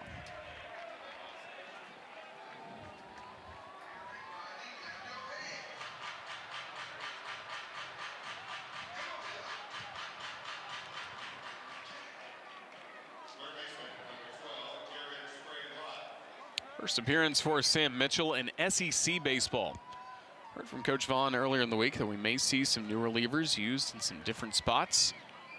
Mitchell, the first one called out of the bullpen tonight for Alabama.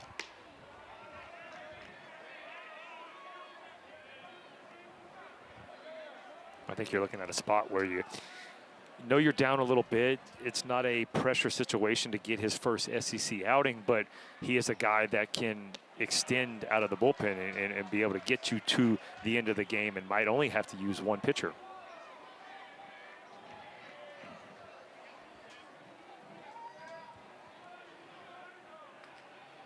Ball and a strike on Jared Spraglott. Fouls this one away, 1-2. Spraglott with the solo homer in the first, hit by a pitch in the third. A walk last time to the plate. He has scored 2 of the 5 runs for Arkansas.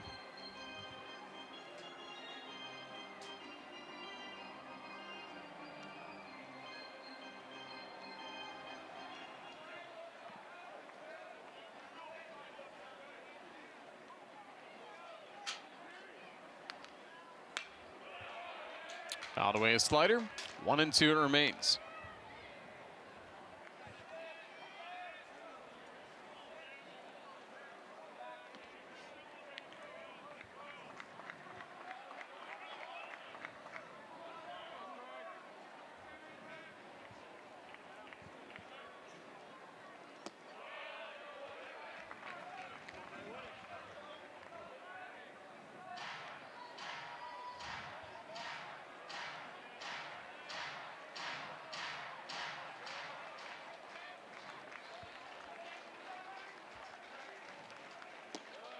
Slider in the dirt makes it a full count.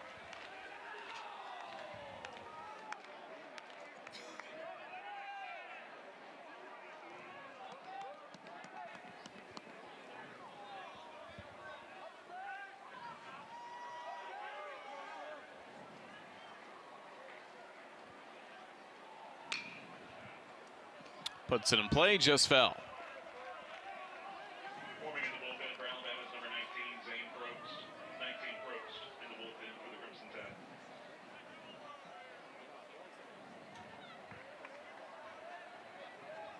Spraglott third on the Razorbacks in walks. Already has walked once tonight and been hit by a pitch in addition to his home run. Works the walk here. Now 2 on with 1 out.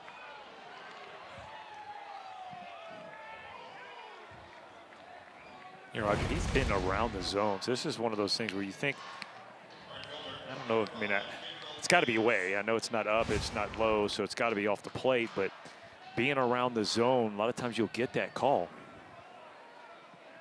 And sent down 4 in a row before these back-to-back walks to the 3 and 4 hitters in the lineup. I bring up veteran Kendall Diggs.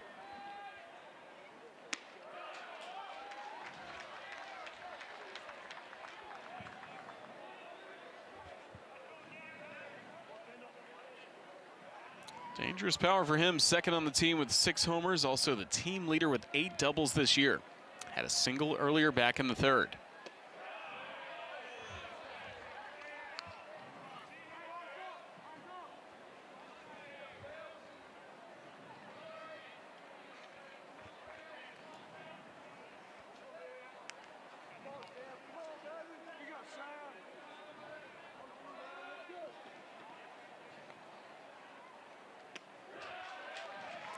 So on fastball, gets in front, 1-2. It's only 89 out of the hand from Mitchell, but it still feels like a lot harder, and it looks like a lot harder because of the 6-7. The release point's a little bit closer to the hitters. He makes that fastball in with that big breaking ball. Good combination.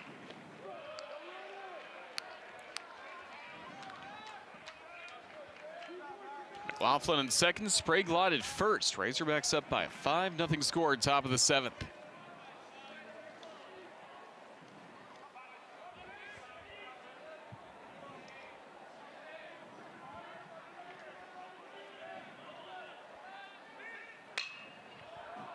In the air to center, TJ McCants. Out number 2, Razorbacks will stay put on the base paths. It's a good job by Mitchell, battling back, you know, back-to-back walks.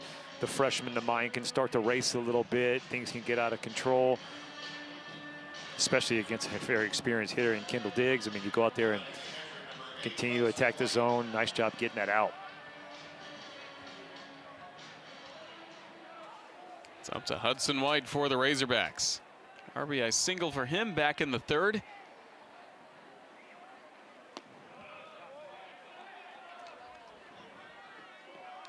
Arkansas catcher, the junior out of Keller, Texas, transferred to Arkansas from Texas Tech.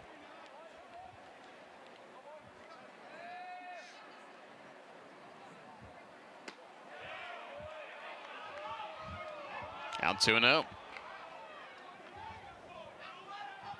I think that's the toughest thing, and when it's changed in the game, is the strike zone, because these umpires are judged by TrackMan a lot like the big leagues, where they have a grading system.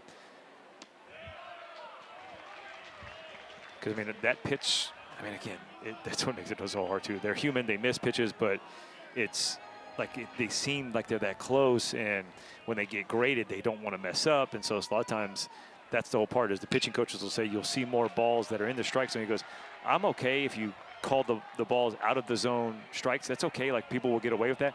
But don't miss the ones that are in the zone, which I think we've seen a couple like that already tonight.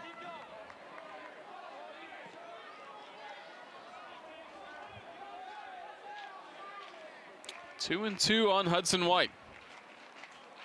The pitch. Hit his helmet. Base is now loaded. Hopefully White's all right as he will jog to first to meet up with Bobby Wernes.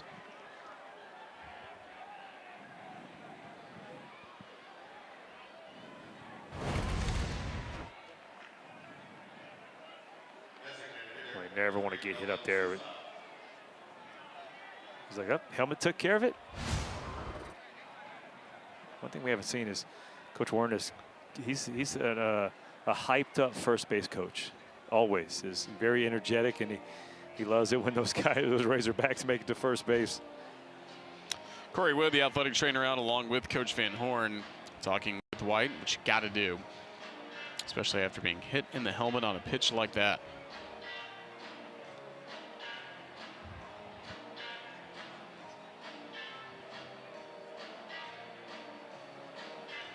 White will stay in with the count, or with the bases now loaded, 2 gone. Mitchell, 2 walks, 1 hit batter in this inning.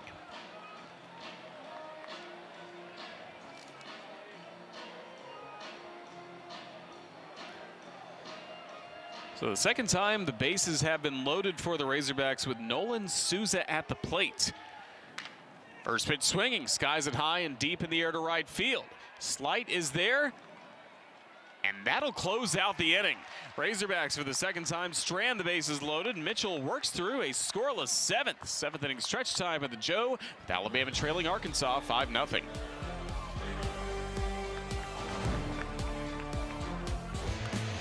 Hagen Smith done for the night for the Arkansas Razorbacks. First 6 innings scoreless for him. He racked up 6 strikeouts compared to 3 walks and only 2 hits given up. Yeah, he was good. There's no doubt about that. It wasn't as electric as we would have thought it would be, but still, when you don't have your best stuff, you pitch with emotion, you put up 6 zeros, that's the name of the game. Didn't give up his first hit until the 6th inning. So job well done. He's going to be able to have that nice, long, flush run tomorrow and be able to sit back on those 6 shutout innings.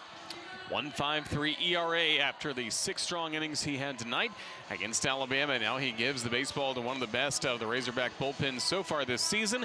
That is the senior Will McIntyre, who has been used in a variety of roles throughout his Arkansas career and gives the Razorbacks also some length in the bullpen. He can also pitch twice on a weekend, which is so valuable to have in SEC play. Yeah, I mean, the stuff is really good. I mean, this is a guy that comes right at you. Again, they have a dominant bullpen. So when you have a guy like Hagen Smith who can throw some shutout innings, and that's what you're seeing. I mean, look at those ERAs. Gabe Gackel's the guy with 5 saves. He's leading the team in saves. McIntyre's got 4. So they have a lot of guys that they trust on the backside of the bullpen. And that's the name of the game, right? Get your starting pitcher, get to the 6th, 7th inning, hand it off to a good bullpen. 87 innings for McIntyre last year, already team high 36 innings in relief this season. First batter he'll face Mason Swinney, the DH for the Crimson Tide. He's been 0 for 2 tonight, but that was all against lefty Hagen Smith. Now facing a right-hander in Will McIntyre. You know, the fastball's 88 up to 93, mixes in a cutter, curveball change, but like the biggest part about it, it's not Hagen Smith. It's not the left-hander throwing 95 to 97 miles an hour with a nasty slider. So just being a different look is going to help out the Alabama hitters. Now, that doesn't mean success is going to happen. This guy's pretty good, too.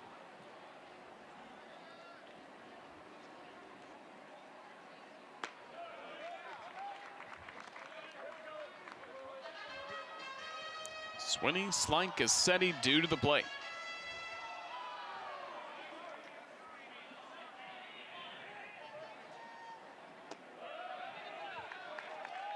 Just miss. A cutter that's anywhere between 83 to 85 miles per hour. He's worked on the cutter with Kevin Kopps in the offseason. I was going to say it's a lot like Kevin Kopps, because I mean he had one of the nastiest cutters in college baseball and put together one of the best seasons from a pitcher, especially out of the bullpen. And that's what I was talking about when I said earlier you had these young guys that learn from those veteran players. McIntyre was one of those guys, was there when Kopps was his senior year and putting up ridiculous numbers, and then shows, hey, the young guy, this is how you attack it. Kevin Kopps, 2021, 12-1, sub-1 ERA at 0.90, 89 2/3 innings, 131 strikeouts. All out of the bullpen, right? Yeah. Yeah. Golden Spikes. He did make 1 start, but yes, 32 games out of the pen. So valuable for the Razorbacks, winning the SEC championship. Well, like you just said, hey, they like to bring in McIntyre because he's a guy that could pitch twice in a weekend. That's exactly what Kopps was. He gave you at least 2 outings per conference weekend. And usually extended outings where he wasn't just coming 1 inning. These guys are going, 2 2/3, whatever it takes.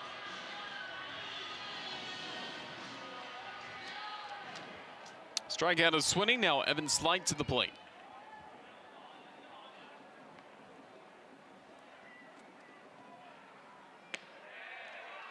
Curveball for a strike. 2 flyouts for Slight, 0 for 2 in this game. Transfer from Rutgers. Whereas the jersey number 3, representing the 3 pillars of this Alabama program under Rob Vaughn: ownership, toughness, and grit. This is where grit's tested. It's been a tough night for the Crimson Tide, scoreless through 6 innings against Hagen Smith. They're going up against one of the top arms out of the bullpen, and Will McIntyre.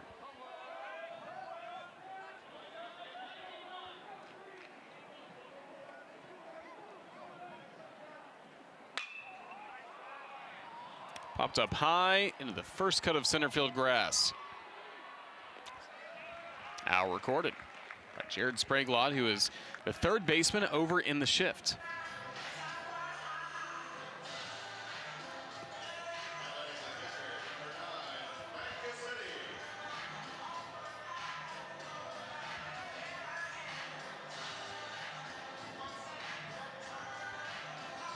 Matt Cassetti got on base twice against Hagen Smith with walks.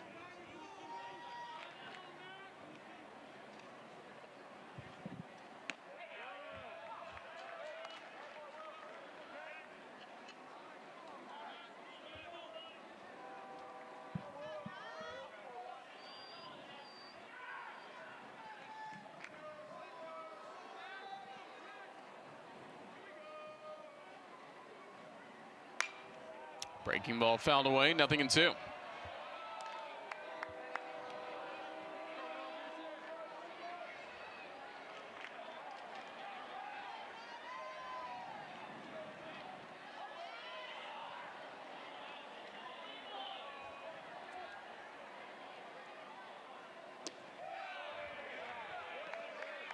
Good eye by Gassetti, 1-2.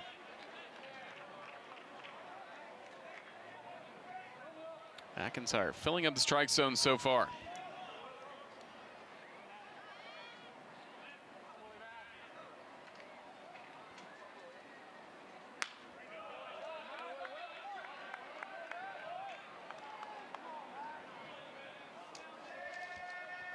A pitch like that, fastball up and away, 89, that's where the cutter is set up so perfect, because you just throw it off the same plane. You're thinking, hey, I'm just trying to throw it right to the glove and let it run about 3 to 5 inches off the plate. I think that's what that was kind of. It's kind of that mix of the 80 mile an hour makes me think that's more of the slider. Because we talked about Cops. I mean, everybody knew what he was doing. I mean, it was one of those, had the coolest kind of come out music. They'd start having the police sirens when he's coming out, and they knew he was throwing cutters. It's almost like a lot like Mariano Rivera, where everybody knows what's coming, but you still can't hit it.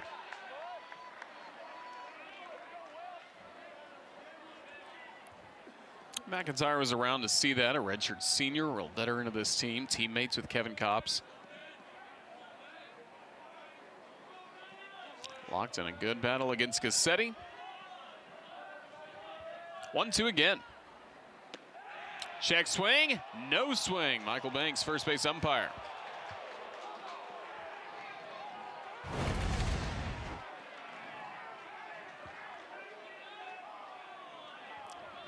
Oof.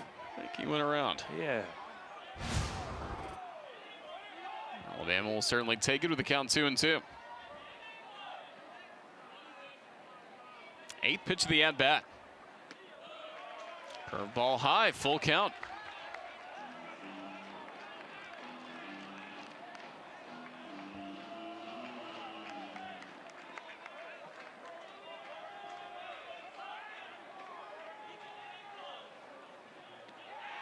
In the dirt, strike 3. And the putout recorded. A 1-2-3 inning by McIntyre out of the bullpen for Arkansas. 8th inning coming up, still 5-0 Razorbacks.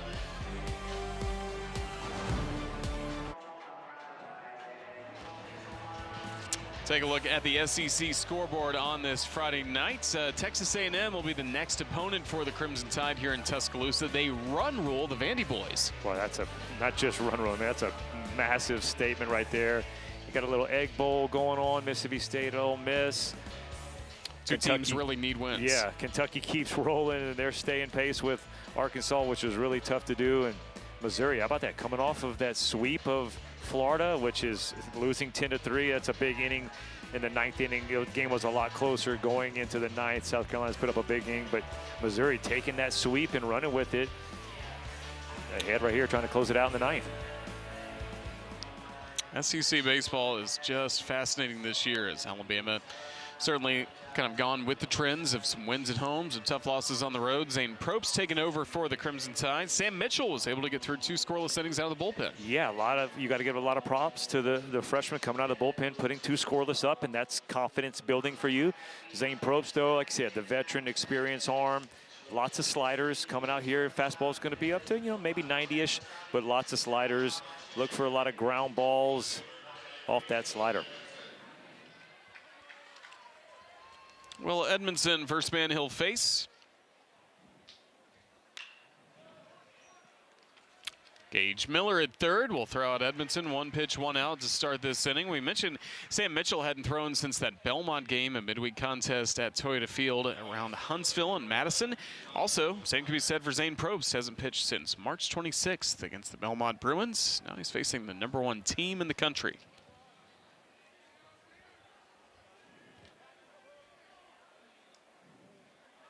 Ty Wilmsmeyer, center fielder. Batting 9th in the order, the transfer from Missouri.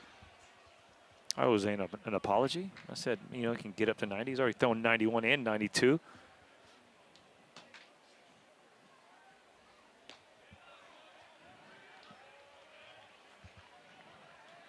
Probst used a lot out of the bullpen last year. 19 appearances, second most for the Crimson Tide. A season that saw Alabama reach Super Regional round of the NCAA tournament.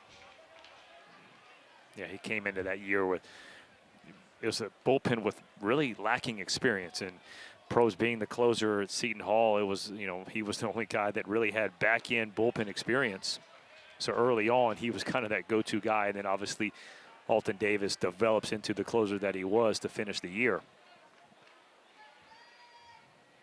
Behind Wilmsmeyer, 3-1. In the zone, 3-2.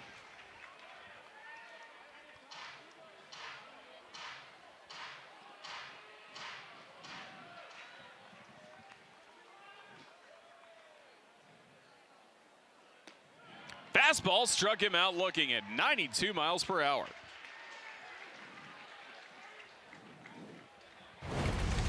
Again, the scout report's going to say lots of sliders, but right there, fastball perfect. It means he had right at the knees on the black. Gassetti receives it well. Wilmsmeyer thinks it's outside, but that ball was beautiful.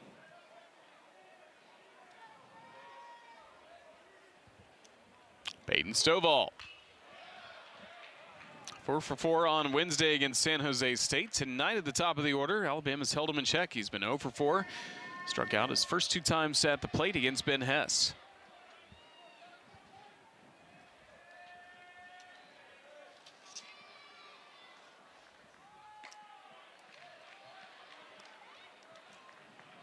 Torn labrum for Stovall ended his season early last year, and then he was injured at a preseason scrimmage this year on February 5th.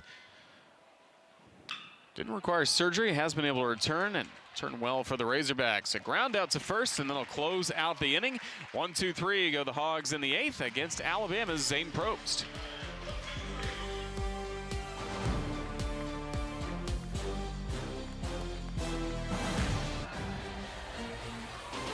Opening game of this 3-game series, Razorbacks in front 5-0 as they started the ball game with back-to-back homers in the first inning by Ben McLaughlin and Jared Spraglott, and that has been good run support for the Razorbacks. Hagen Smith, 6 scoreless innings. Will McIntyre, the last inning scoreless.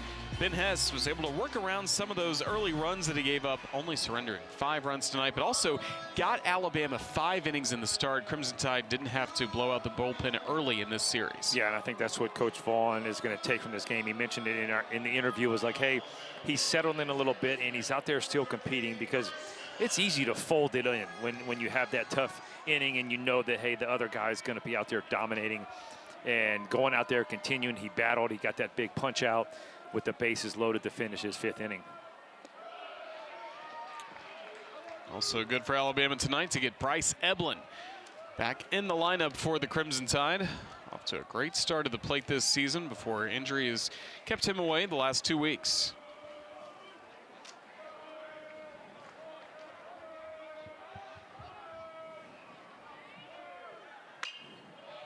Not only his bat in the lineup, he's also one of Alabama's best defenders as well at second base.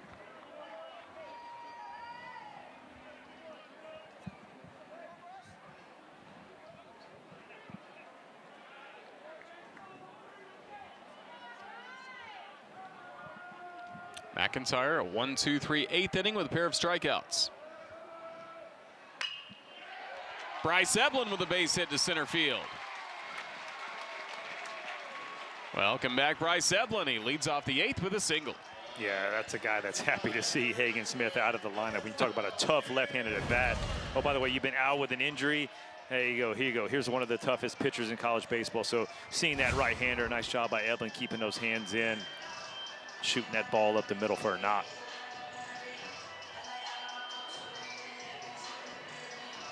Third hit for Alabama tonight. The first hit of the game was delivered by this man, Gage Miller. After the first 5 innings were in no-hit fashion by Hagen Smith. Miller led off the 6th inning with a single. This is a spot where you don't necessarily, if for your Alabama, obviously you want to make a comeback, try to win the game. But you still got to show, even if it doesn't happen, you got to show some life in the offense just to kind of take some confidence away from this game. Because there's a lot of teams that are going to get shut out through 6 with Hagen Smith. Now, what do you do when the bullpen comes in, or you still have some life and not let the first 6 innings really affect the next 3 innings in your at-bats there?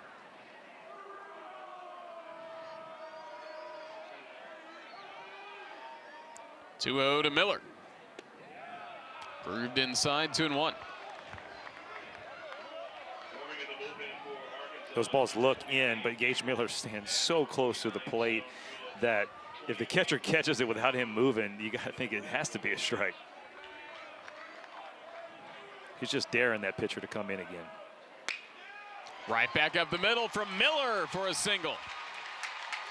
2 on, nobody out in the Crimson Tide 8th. Man, all he does is hit. Again, he's so close to the plate, so then when they go away, or middle, that ball comes over. That's a ball that's where you want. That's inner third to him, being on top of that plate and just shoots that ball, you know, a little 6-hopper up the middle, but just enough.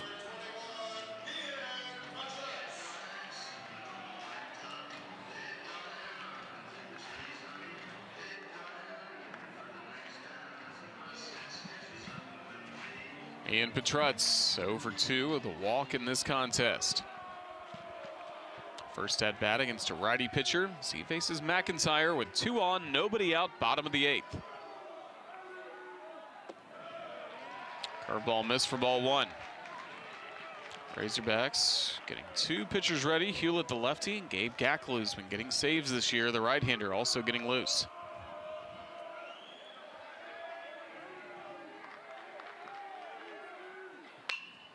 Line drive to left field, a base hit.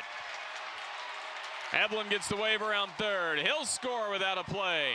Alabama's on the scoreboard in the 8th inning thanks to Ian Petrutz with an RBI single.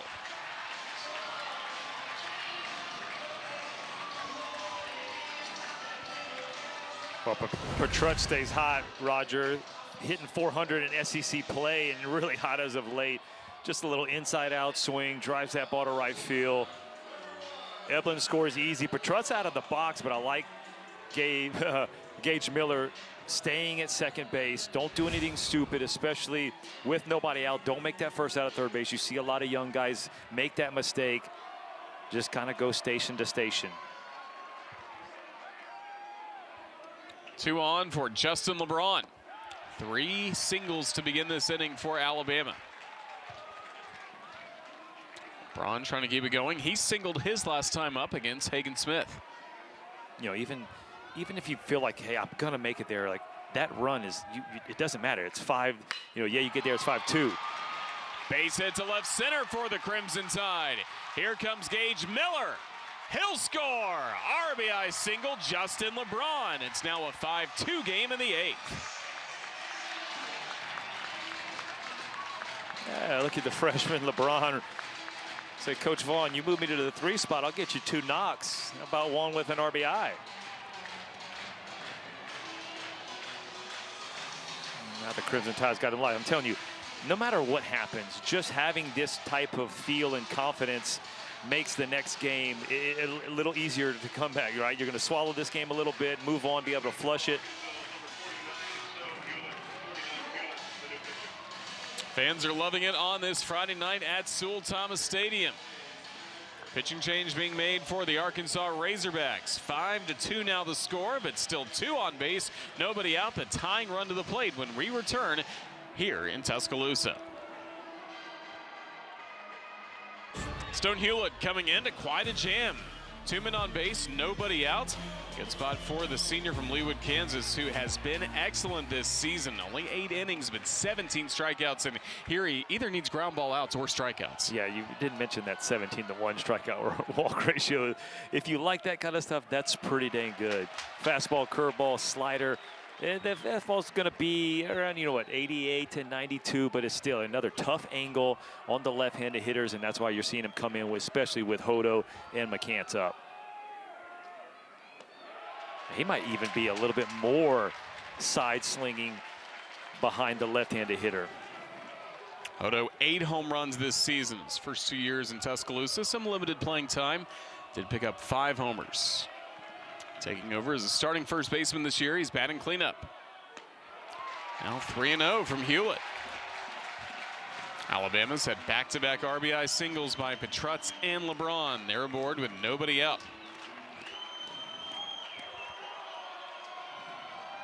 3-0. In the zone, 3-1 with a fastball. Hewlett's been on a tear for the Razorbacks. His last 10 outings have been scoreless. The only run he gave up was on February 23rd against Oregon State.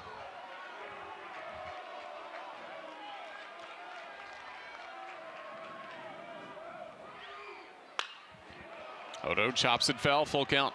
Oh, that's tough right there. You go 3-1 breaking ball, and that's one pitch you're not really wanting to swing at. And that's probably a strike. I'm not saying it was ball 4, but to have to go 3-1 breaking ball with nobody out and already 2 guys on, you got to think that's probably what's coming back right here. 2 on, nobody out. Tying run at the plate for Alabama. Ball 4, the base is now loaded.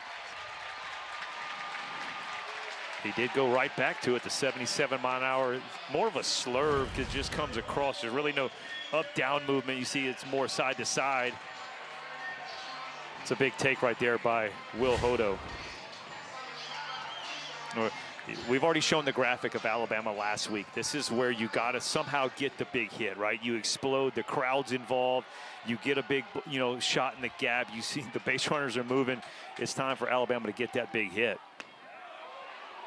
First pitch strike to T.J. McCants. Already 2 for 4 in this ball game with the runners in scoring position after last weekend 0 for 18 at Kentucky.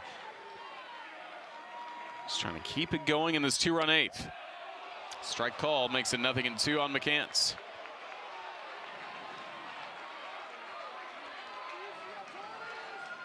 .326 with men in scoring position. He's got the bases loaded, nobody out.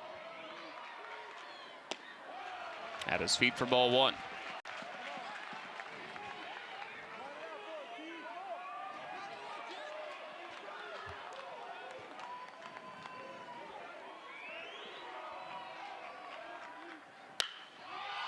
Lifts it high in the air to left field. Edmondson back, makes the grab for the first out. Tagging from third base, Petrutz. He'll score, the throw goes to third, safe there, Justin LeBron. It's a sacrifice fly for T.J. McCants to make it 5-3.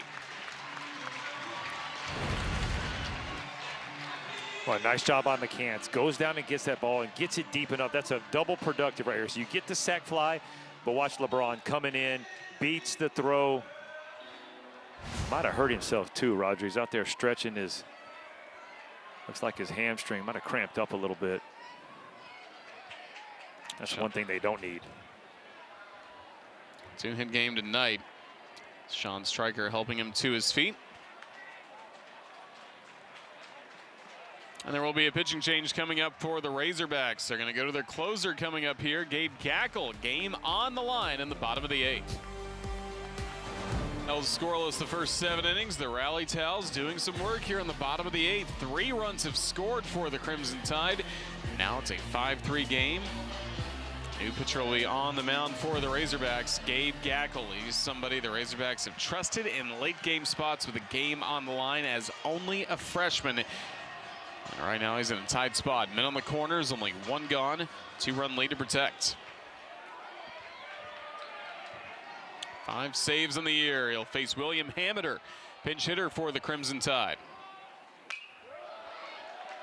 Veteran player who gives veteran at-bats off the bench, and Rob Vaughn loves to see it. Yeah, that's why you're bringing him in against the righty. But, I mean, this is power stuff. It's up to 96. We just saw that fastball at 96 miles an hour, so he might bump a little bit higher, but lots of heaters. Throw to first, and the runner back in time.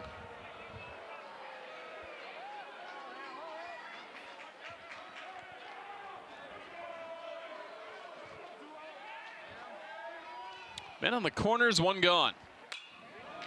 Fouls it away. Good to see Justin LeBron staying at third base. After just sliding over the bag, but was safe. Pitching change came at a good time to keep him in this game.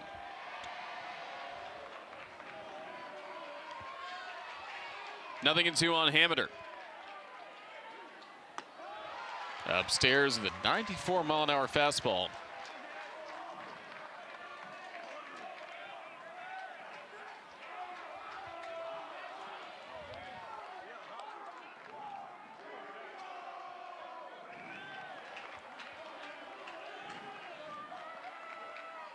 The 1-2. Check swing on a ball low.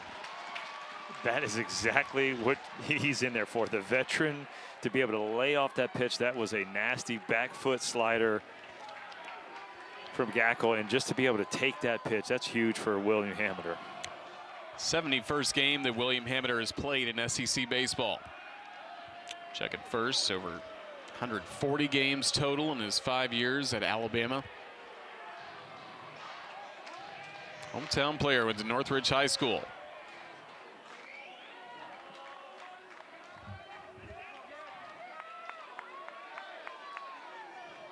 Pitch clock reset, we're ready to go. Gackel with the 2-2. In the dirt, bounced away from Whites, but the runners will stay put. Well, it's a situation where you're wanting Will Ho to try to take that bag. He just didn't get the good read. Nice block right there by Wright, but his first thought is not to let LeBron score, so he's not even thinking of Will Hodo on first.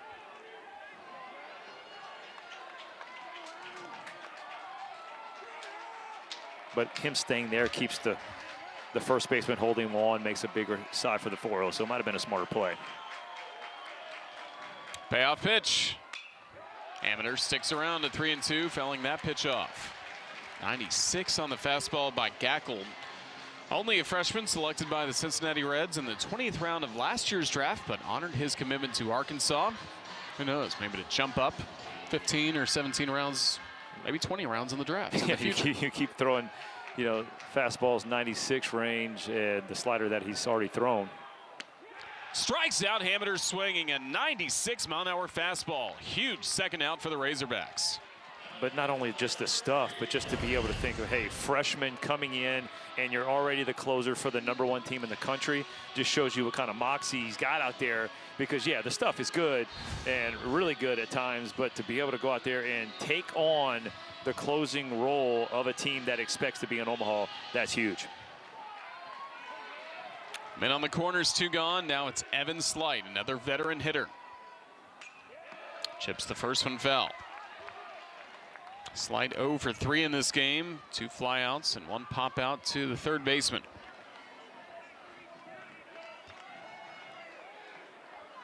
Alabama's finally broken through with 3 runs here in the bottom of the 8th. LeBron at third, over at first, Will Hodo. Now 0-2.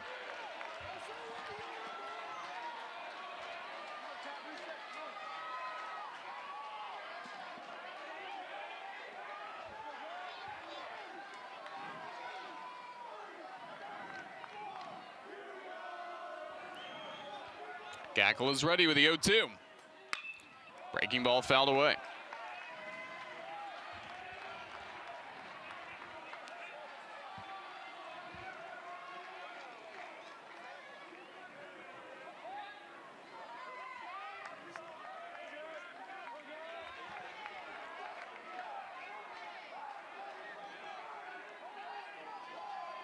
"29 strikeouts and 20 innings of work for Gabe Gackel."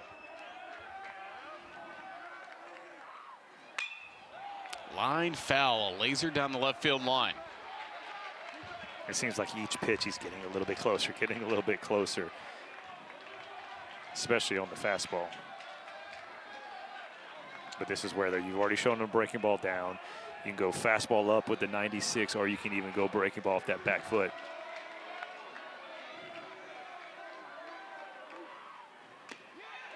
Just a foul tip by Slight. Got a piece of the 96-mile-an-hour fastball.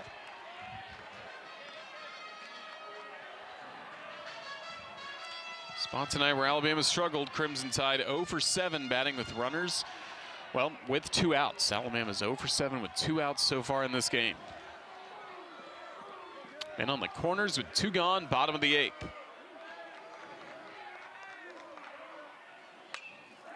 And still fighting at the plate, Evan Slight. Well, he's going fastball, curveball. So are you guessing fastball next one? Still a heck of an at-bat. I mean, this is a guy with really good stuff. The fastball is staying at 96 at this at-bat. He threw a couple 94s, 93s earlier, but this at-bat, when he knows he's like, hey, he wants that punch out to finish off this inning. A little bit more juice in there. 7th pitch of the at-bat. Fastball hit to second, but right there, Stovall. That'll close out the inning. Crimson Tide do strike for 3 runs in the bottom of the 8th. It's only a 2-run contest as we get set for the 9th at Sewell Thomas Stadium.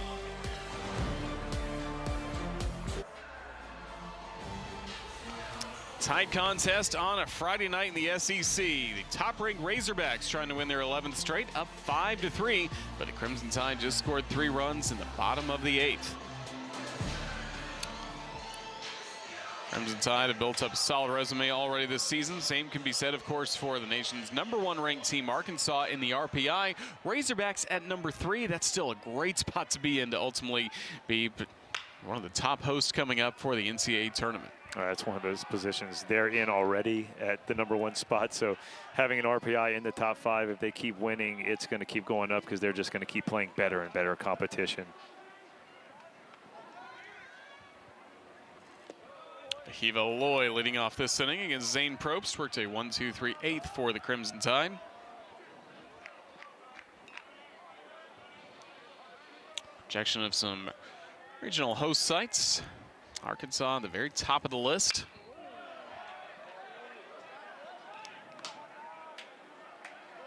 Joined by SEC schools like Texas A&M and Tennessee.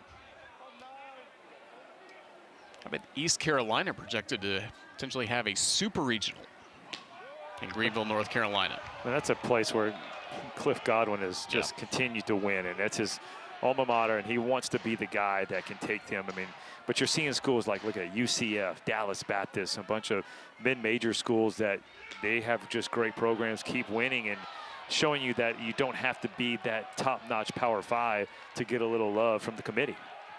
Yeah, UCF has had a perfectly fine transition to Big 12 baseball.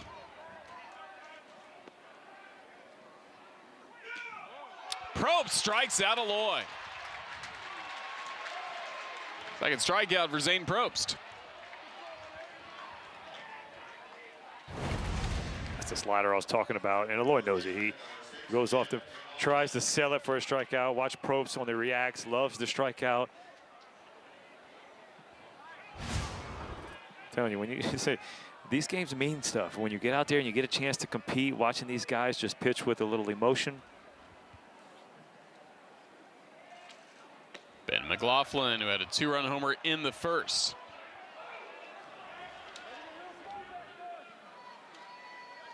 First SEC appearance for not only Probst, but also Sam Mitchell out of the bullpen. He was just in front of Probst for the scoreless 6th and 7th. I mean, if you're Coach Jason Jackson and you go, hey, like, yes, you talked to Ben Hess, hey, we got hit in the first inning, you know, fell behind after the home run, and then Sprague like gets you. But after that, you know, hey, it's been really good. And then you got to be really excited about what the bullpen has done.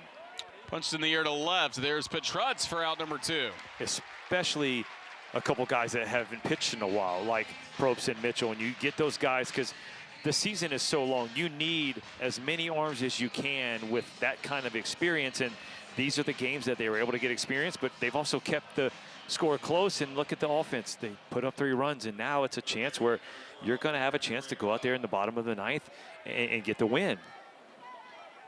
Also save some dominant arms like we've seen this season for Alabama, like Matthew Heiberger, Alton Davis II for later in the weekend. Yeah, that can't be overstated too, because now you get to have the guys that you really want to be pitching when you have the lead, and the other team's lineup hasn't seen it. So let's just go for Alabama side now. Like Will McIntyre came in the game, they got to him pretty good, right? So they have confidence next time McIntyre comes into the game in this weekend, because he will. There's no doubt about that. That's just who he's the guy that will pitch at least twice in the weekend.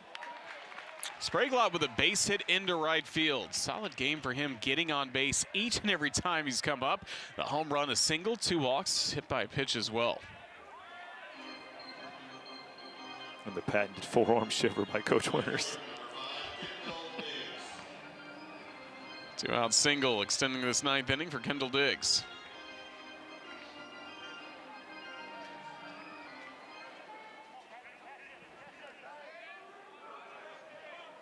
First hit since the 3rd inning for Arkansas.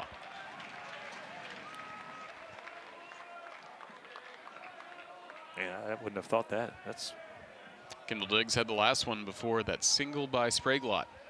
Got some base runners with walks, hit batter, but that'd have been it against this Crimson Tide pitching staff. Runner going for second. That throw will go into center field. LeBron and Eblin not at the second base bag, and so stolen base, E2. Error charge to Mac Cassetti, but also it's tough when no one was covering second. Yeah, tough error on Mac. You have Bryce Eblin playing in the big, shift going on, but right there, if he throws the ball over the bag, which that's what you're taught, LeBron's able to get there. He's not going to get him out, but it's also not going to be into center field for an error. But it's hard when you go to throw it and you see nobody there, but you're taught as a catcher, got to throw it over the bag. Diggs sends it high into center field. McCants to his left. Squeezes it for the final out of the inning. Crimson Tide bullpen doing a solid job. Zane Probst fired up. We'll see the bottom of the 9th next with Alabama trailing Arkansas by 2. They knew Zane Probst is fired up, getting that scoreless 8th and 9th for Alabama. Now trying to inspire the Crimson Tide hitters that'll be coming up to the plate. Zane Probst, a lot of emotion, and it'll be Gassetti, Eblin, Miller due to the plate with the Crimson Tide only trailing by 2. The Crimson Tide will start this inning with a new look at home plate with pinch hitter Cade Snell. He'll be the first man to the plate. Lefty batter with some serious power.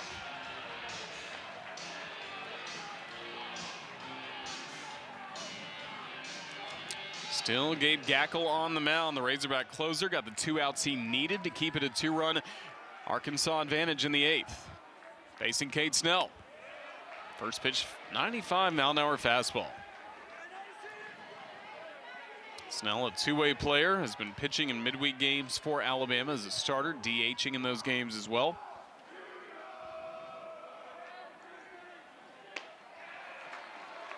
Two good fastballs to start the at-bat. Snell, a .283 hitter with 3 homers, 13 runs batted in.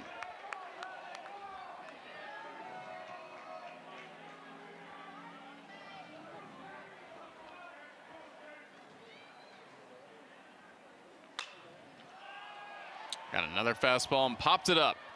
Spraglott with the first out.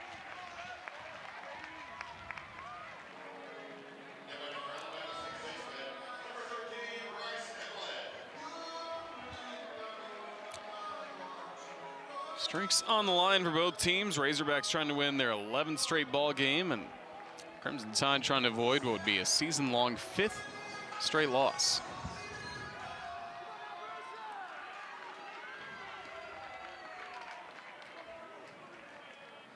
Bryce Eblin singled last time up. He sparks a 3-run bottom of the 8th for Alabama.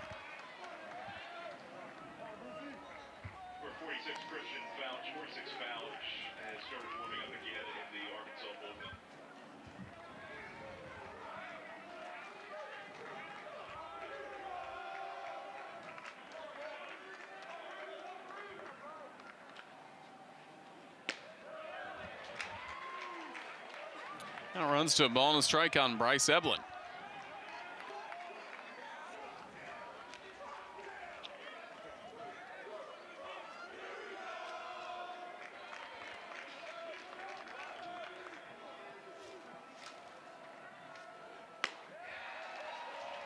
.96 on the fastball, 1-2. Yeah, especially 95. The pitch before was just off the plate inside, and he establishes the inside part of that plate, and then he goes away. Just, you know, he's not just moving the ball in and out, moving the ball up and down as well with the velocity.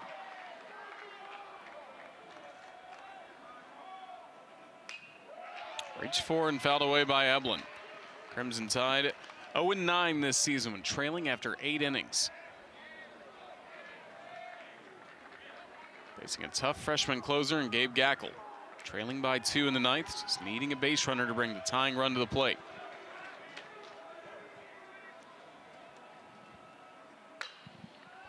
Slider is popped up. Who wants it for the Razorbacks? Peyton Stovall.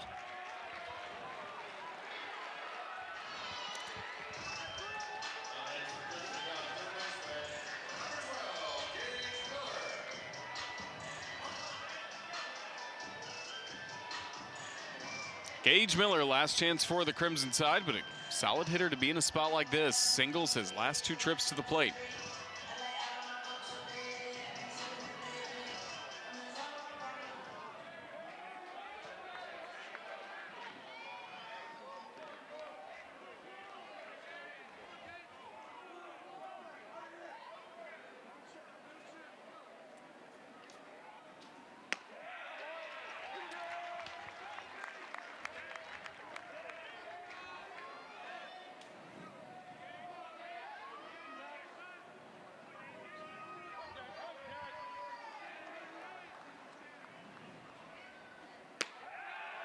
Sticking with his slider, that one just outside 1-1.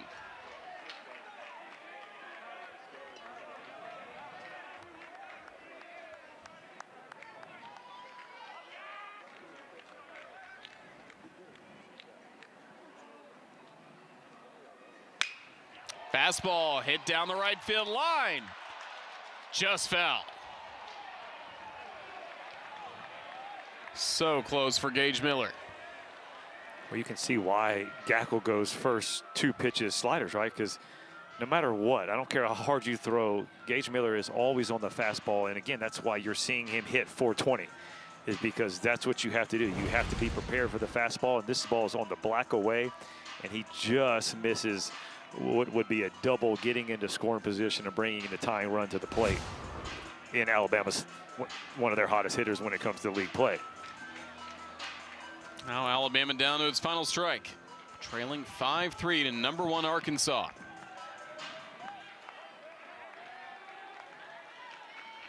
Gackel's 1-2. Fouled away again with the fastball dialed up to 97. I was wondering, that's what I was wanting to see. I'm wanting to see him feel like, hey, I can blow the fastball by Gage Miller and see who's going to win that battle.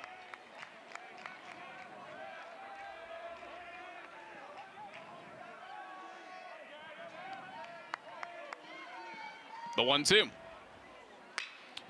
Breaking ball is lifted into left center field. Ranging over and making the catch is Edmondson to close out this game and an Arkansas win. Gackel earns his 6th save as Arkansas wins its 11th straight. 5-3, the final score on night 1 in Tuscaloosa. Well, we got what we thought. Hagen Smith, 6 shutout innings. That's who Arkansas is. It's good starting pitching, get the timely hits, and then turn it over to a very dominant bullpen.